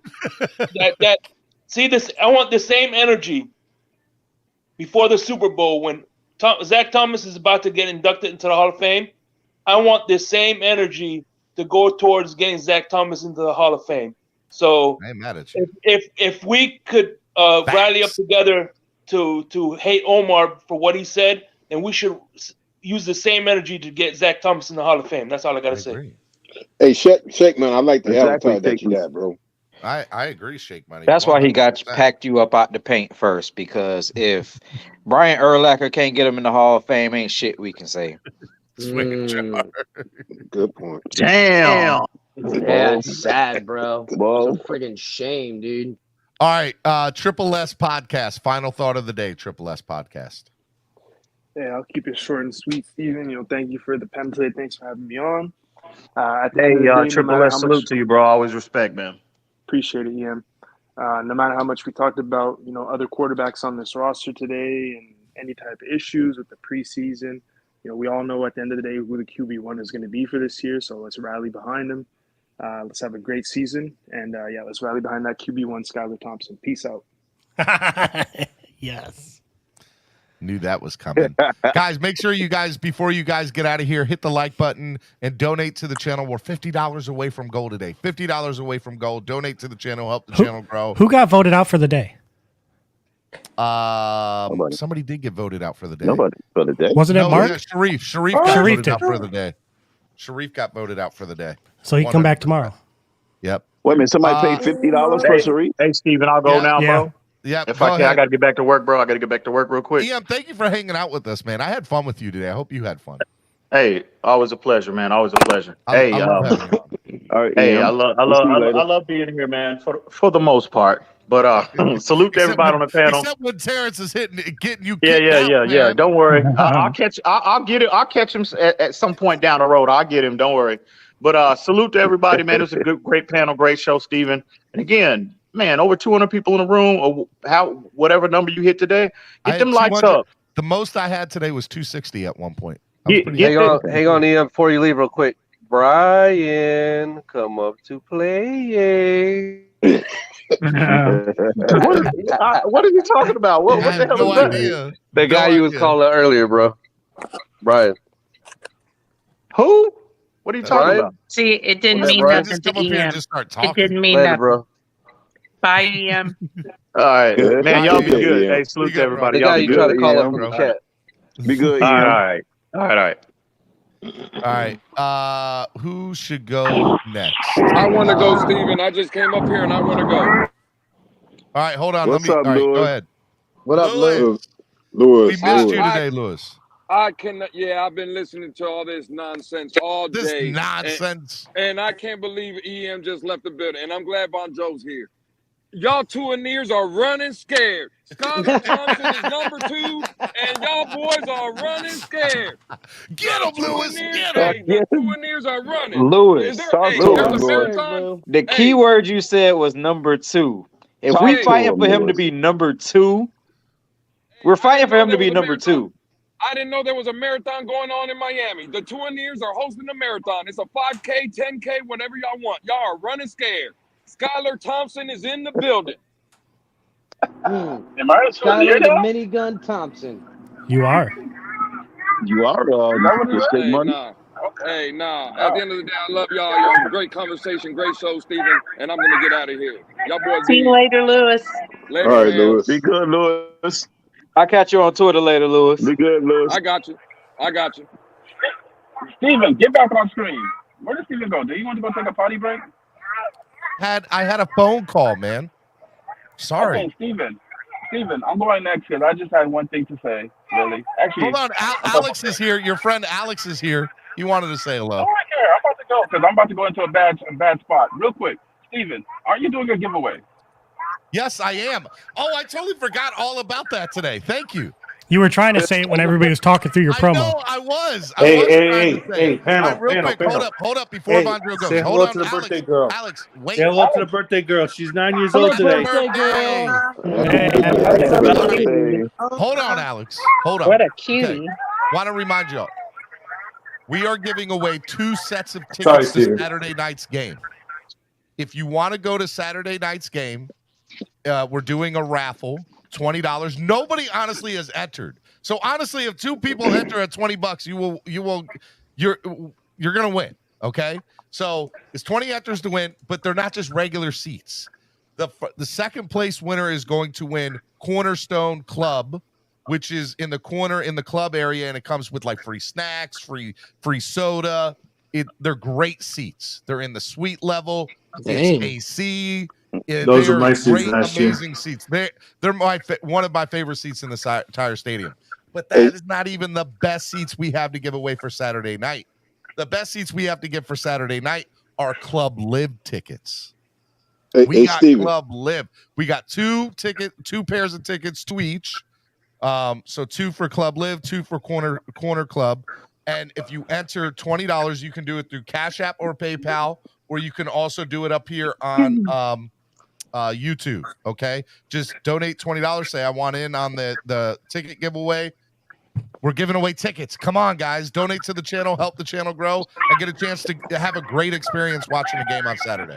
Go ahead, Steven, Monjo. I got a question. Those are my tickets Steven, last I think. season. So hold on, I had Steven. I those think very there was same one tickets. person I that got a question donated to ask $20. That donated $20 to kick somebody off, right? Say what? I think there was one person that donated $20 to kick somebody off. Yeah, but hold on. Somebody's got noise in the background. Hey, Tua threw 2 interceptions. Come on, Joe, spank those kids. Go ahead, Monjo. Yeah, but I don't think that person was in on the ticket thing. Okay, so kicking somebody off and being on the ticket thing is two different things. Yes, if you want to get in on this, you have to donate $20 and say this is for the ticket thing specifically. All right, there you go, guys. Just $20.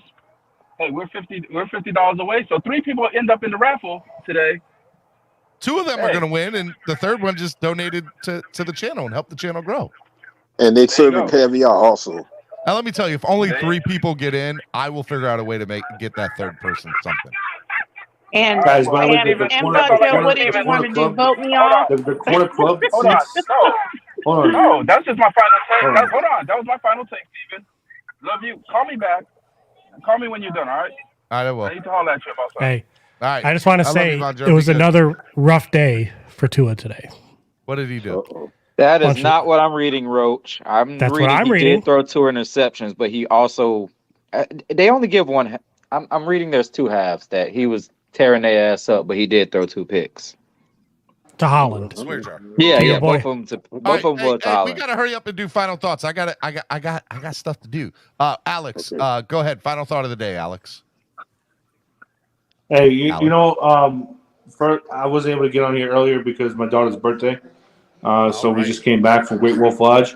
But hey, Omar.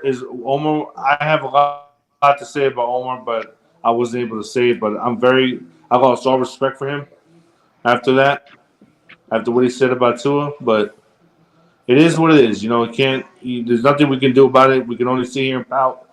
But Tua has to just go out there and just perform. That's all. Ball out. But you guys have a great day. Go Fins. Can't wait to see them boys on Saturday. I'll watch it from my couch and see what the starters do. But y'all have a good day and wish my daughter happy birthday again. Happy birthday! Happy birthday. Hey, Alex. Enjoy your birthday. Enjoy your day. Happy birthday today. Hey, Alex. Yes, MCJB. I know exactly what you're gonna say. Yeah. The Braves took the first 2 games of the 3-game series. We already won that. Braves and the Mets both suck. They both suck. Hey, have fun. Headbang against the AAA pitching staff. F your Mets. Take care, you guys. MCJB serious about that. All right, man. Be easy, Alex. Too much. All right, MCJB. Final thoughts of the day, MCJB. Never quit. Never give up on your dreams. Put in that work. I'm out. You know what? I like inspiring. That was nice. Yeah, I like quit. that. Never give up on your dream. Never gonna give you up. Never gonna let you down. Never gonna run around. All right, Rick and Ashley. hurt you. Yeah, if you're Tom Brady, you run around and cheat and cheat and cheat and cheat. Yeah, he's still got all them rings. Exactly, Pamela. and then you get a free vacation Ladies to go and get your gentlemen, HGH treatment before the season starts. We're $50 away from goal today. If you donate $20, you get entered a chance to win 2 tickets to Saturday night's preseason opener. And they're not just regular seats. Those are good seats. Those are like ridiculous seats. Cornerstone Club and Club Live. Come on, y'all. I'm not just saying, hey, you get 2 tickets and nosebleed. These are good seats. Come on. Let's go. Okay. Yeah, everybody. Al Capitan, final thought of the day from you, Al Capitan. Yeah, I know everybody's hating on Omar. I'm going to miss him. I know everybody's all, oh, no, bye. I miss Omar. I'm going to miss him. I miss him already. He ain't even been gone yet. Because he's freaking hilarious. Man ain't going nowhere. He's still going to talk about the Dolphins. Man, I love it. I hope he don't because, listen. The content he creates for everyone is just great for all that reason. So I know that he's got that one thing going with Big O when he does that roundtable. So maybe he'll still be around for that at least to come in here and just say absolutely absurd things to just make everyone upset, which I mean, it was hilarious. That's what he does. That's awesome, dude. What do you mean? That's brilliant. So, other than that, Tua can end all the Skyler hippity hop if he can just perform at the level that we've been promised. So that's kind of where it stands. Again, it all falls back towards QB1 doing what QB1 need to do, and that's be effective and consistent. What was it yesterday? It was 10 of 33 with 3 interceptions, and I don't want to dogpile on the guy, but that's kind of been the MO. He'll be great, and then he'll be not good. And that's the inconsistency's got to stop, bro. It's got to. So if I don't want to be talking about Skyler Thompson, I'll be honest. I don't want to be like, oh, we need Skyler as our number 1 QB. I shouldn't even be something anyone could even joke about. I'm not joking. I'm not saying that. I'm not joking. Number 3 quarterback. I'm telling you, people are QB3. serious. All right. Well, they can be serious all they want, and I will still laugh at that take. I will laugh at them. I will laugh at them. You can laugh, but I'm holding it in try right to now. defend Tua against it. He's hard to defend because of his. Let this man play a few regular season games, El Capitan. Let this man get on the field. So why does Tua deserve a shot over any other quarterback? Why does he get so many exceptions? Because he hasn't had an opportunity yet. Seriously. The dude's had nothing but opportunities his whole life. Opportunities. No. He's been on NFL football field. He's had opportunities. He went to Alabama. Opportunity. Yeah, I mean, he's the biggest opportunity in college football. Come on. He's had more opportunities in his football career. Y'all acting like he didn't have to earn his opportunity to go to Alabama. He did earn it. He did. I ain't saying he. Is Pat McAfee Y'all acting like he went to Alabama on mistake, like he flipped the coin and they said, "Hey, you're in Alabama." Yes, he is live at Colts camp today. That's dope. That is pretty awesome. Yeah, he has NFL rights now, dude. Good. Yeah, no, Pat McAfee got that extra, dude. So, all right, boys, I'm out of here. I thought you were about to say they were showing us on Pat McAfee. I want to be like Pat McAfee when I grow up. I thought you were about to say they put you on Pat McAfee. I was like, Steven. I love that. Mr. Polk, final thoughts of the day, Mr. Polk. Steven, thanks for having me on the show. It was a great show. And the good thing I like about this is this. We are actually having disagreements that is good for our team because our team has a lot of upside. So I'm happy. Let's see how things go.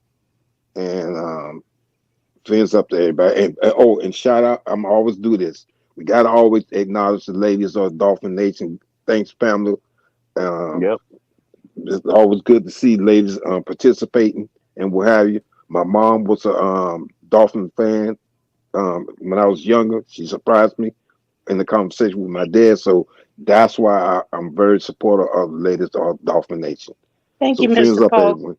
Oh, you deserve it. Mr. Polk, I got one question before you go. What's that? You said Skyler is a developing quarterback, right? Developmental? Development, right. How many years will it take to develop this old man? Like 6. Well, you talking about Skyler?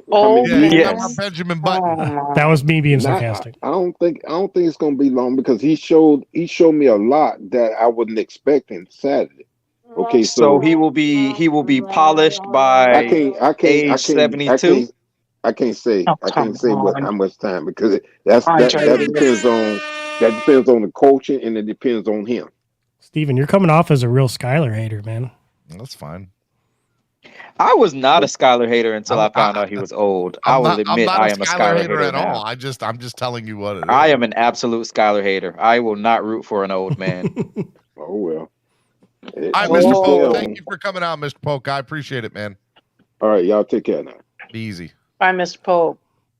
All right, we are going to go with crypto. Final thought of the day, crypto. Stephen D, it's great show, man, but it's unacceptable for you to be playing. It is unacceptable for you to be playing 70s porn music this early in the morning. Roach, wait to after hours. Get it, Roach. My question is, wait to after hours before you start playing. How do you know? How do you know what the music sounds like? There you go. Who doesn't know? And who's still watching game show music? And who's still watching VHS porn, man?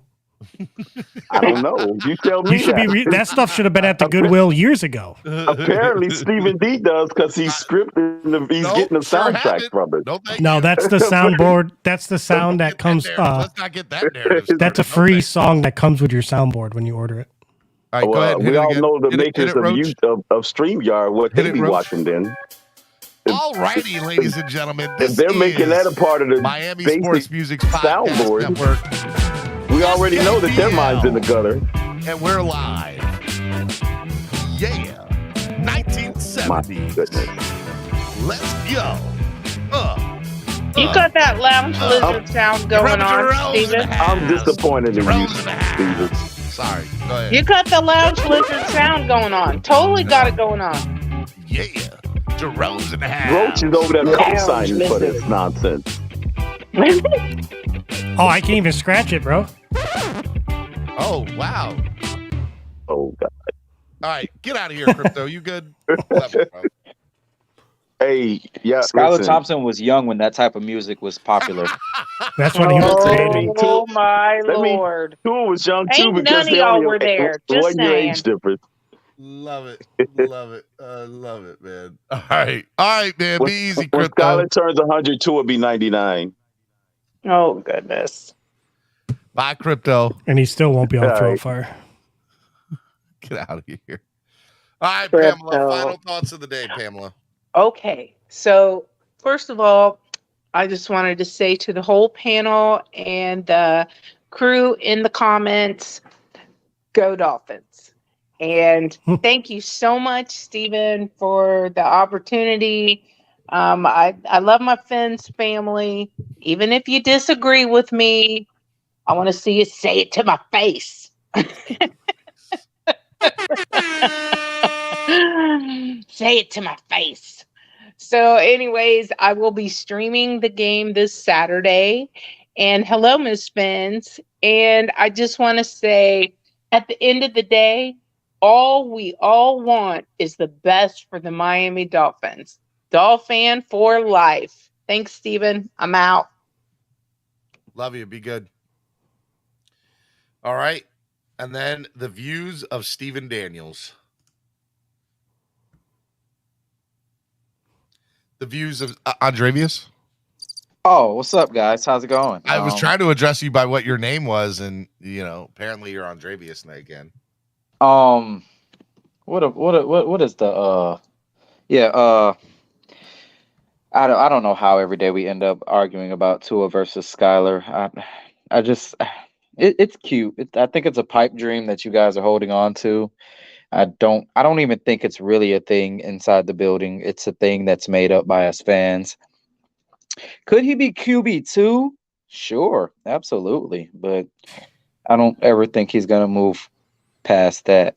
And even if let's say he did move past Tua for QB1, I think it would be more about what Tua failed at than what Skyler was good at, and we'll be looking for another quarterback again. If we have to go with Skyler, we're going to be looking for another quarterback. I just want y'all to know that. I'm just letting y'all know that right now. So root for Skyler or you won't. Y'all rooting to tank for a new quarterback. And I bow out gracefully on that note.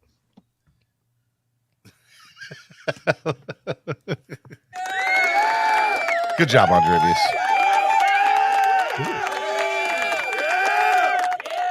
All right, Miami Sports Music's #1 Miami Fan Morning Show right here on the #1 Miami Fan Podcast Network. Clock Blockers. Views of Stephen Daniels hating on Skyler while crying about people they hate on Tua.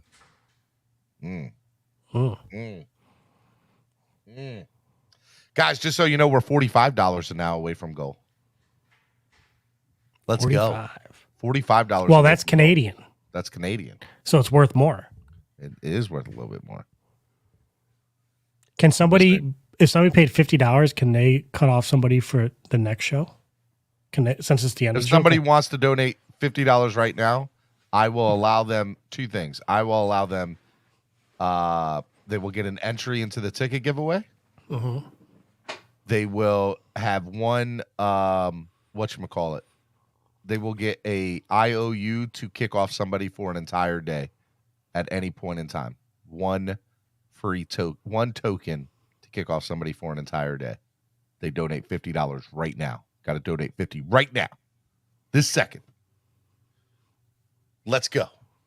Hey, Devontae Parker told a reporter he feels like he's quicker now and he's able to stretch and stay looser now that he's not in Miami. Is that what he said? Yeah. Okay. Good talk, Russ. Yeah. All right, Roach, final thought of the day for you, sir. I think I'm going to make a prediction. Okay. This Saturday, we're going to see the run game, the whole game. There'll be passes, but I'm saying I think it's going to be a focus on the run. I don't, especially with the ones. I don't think you'll see a lot of passing with the ones. I just want to see the ones play 2 to 3 series, and I want to see it be productive, whatever that looks like. Just be productive. That and to me, that's at least one touchdown, at least one. But what's weird is my last thing. It's weird that every practice, all we hear about is Tua, what he did, and what Skyler did. Nobody's still talking about Teddy, even today or yesterday. And we're not hearing anything about the offensive line. Yeah. It just, and that's, to me, that seems odd. I think there's something, either Teddy's just not doing it, or there's something really wrong with Teddy that medically that they don't want to tell the public. But I don't know. But yeah, that's all I got. Yep. Roach, I love you, brother. Thank you for producing. Thank you for coming on. Tomorrow's Thursday. Yep. We're going to have tomorrow's Daniel Oyefusi's coming on, y'all. Oh, so I won't be on in the morning. Daniel Oyefusi comes on tomorrow, just so y'all know. It's going to be good times. So we're going to talk about everything tomorrow. Tomorrow should be fun. Daniel Oyefusi tomorrow, just so y'all know. I don't know what else. I think that might be it. Nobody Madden 23? I'm not getting Madden. You know what's funny? I went to Target. I did a Target run the other day with my wife, and I went into the electronics section, and they had a 75-inch screen TV. You bought it? I didn't. I don't like making big purchases. My thing is, I'm at the point now where I just want a projector. I know, but I was looking at Xbox. But I'm like, if I buy an Xbox, I'll play it one time. You got to buy whoever you're going to play with. I'll never play it. Yeah. It's whoever you're going to play with online. Get what your friends have, or else I've been down this road before. I've like, oh man, I would love to get an Xbox or a PlayStation. And then I think about, I would never play it. It would be a waste of money for me. Then get the cheaper Xbox. The white one. The white box one. Yeah. The S. Okay. If you're not going to play it, you don't need to get the X. You know what I mean? Get the S. And then it's cheaper. You don't invest as much. It's easy to get. You can walk in any store and buy it. And then if somebody throws down a challenge, like somebody just did in the chat, you can take them to school. Yep. Just not going to do it. Not wasting the money. Don't have the money to waste, to be perfectly honest. But if somebody wants to donate an Xbox to the show, I might play it then, just for the sake of they donated it. If you got a Windows computer, you could play it on that. I do have a Windows computer. Yep. You just need to buy a controller. Done. True story. I didn't know that. Buy an Xbox controller, get Xbox Game Pass, and then I can play Madden 23 on my laptop. Mm-hmm. Bro, didn't know that. That's why people like. Oh my god. Yeah, it's just a little bit of research, man. It's just like a Google search. You learn. That's why I have you as a producer, because you're awesome. But you're kind of a big deal. Thank you. Well, don't take it too much. It was a little compliment. Don't blow your head up. You still need to do better. Do better. We all need to do better. No politics talk. Hey, you asked the question, man. I got to answer it. No politics. You asked the question. I got to answer it. So don't ask me a question where I'm going to go. Roach. You line them up, I knock them down, dude. You line them up, I knock them down. So don't set me up. It's my quarterback, man. My quarterback. All right, guys. I hope y'all enjoy. I was waiting to see if anybody was going to drop that 50 and get us over the hump for the day. Or waiting to see if anybody was going to donate and wants those tickets for Saturday night. Can anybody go to the game on Saturday night here? Put it in the chat. Can you go to the game?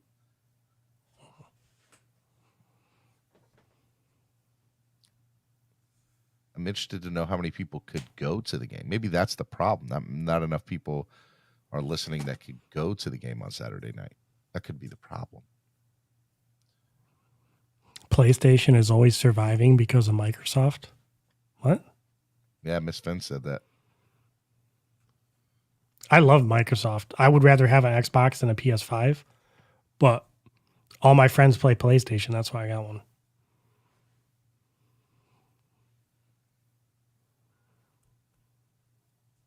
I don't even know where it's at, Miss Fins. Where's it at?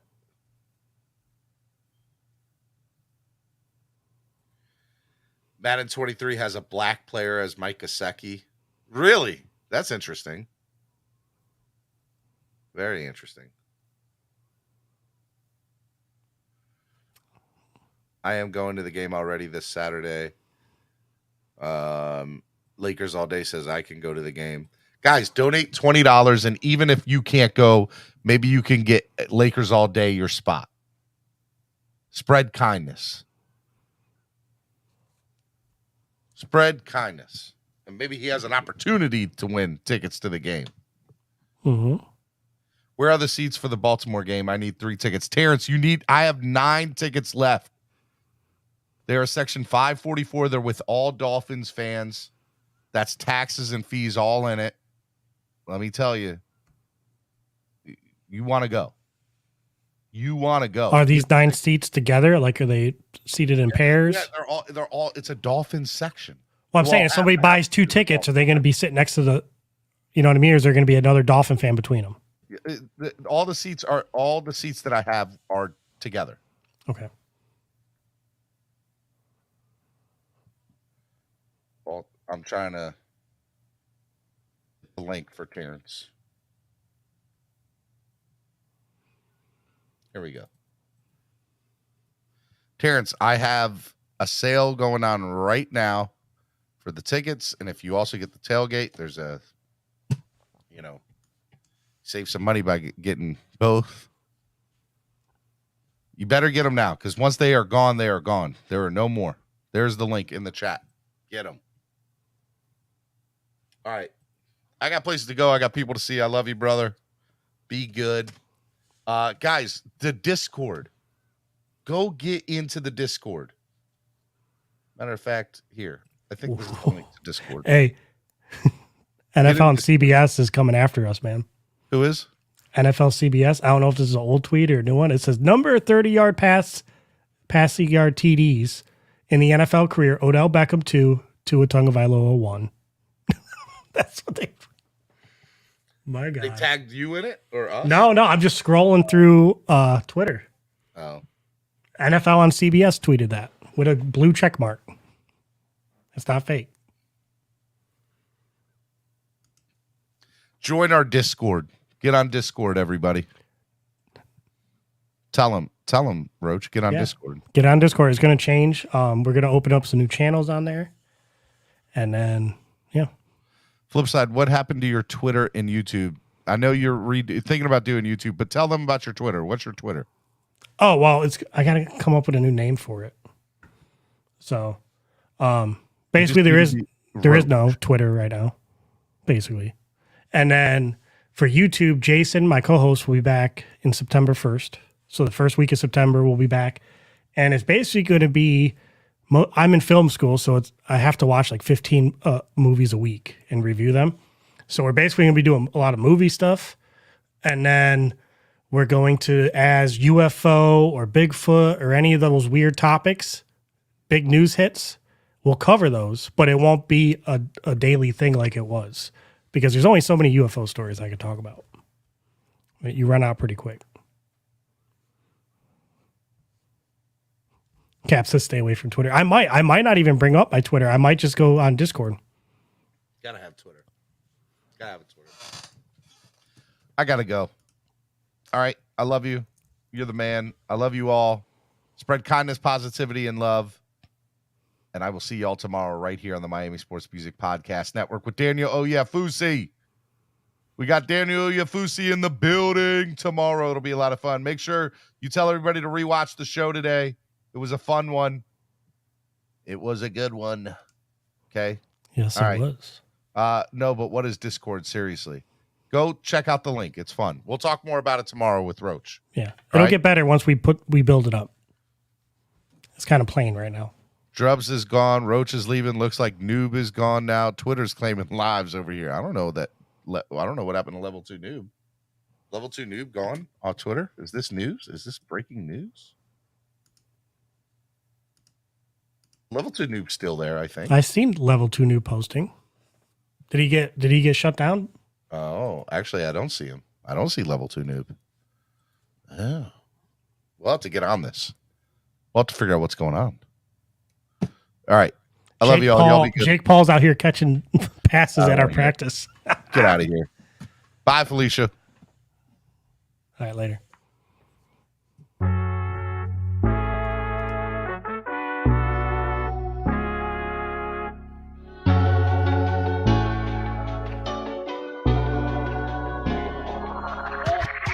Know the whole city rising. A little early, it's a bit surprising.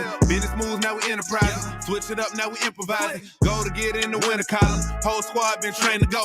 Vince for life, we throw the foe. Singing this just to welcome bro. To a time, to a time. Time to grind, time to shine. To a time, to a time. To a time, to a time. To a time, to a time. Time to grind, time to shine. To a time, to a time. To a time, to a time.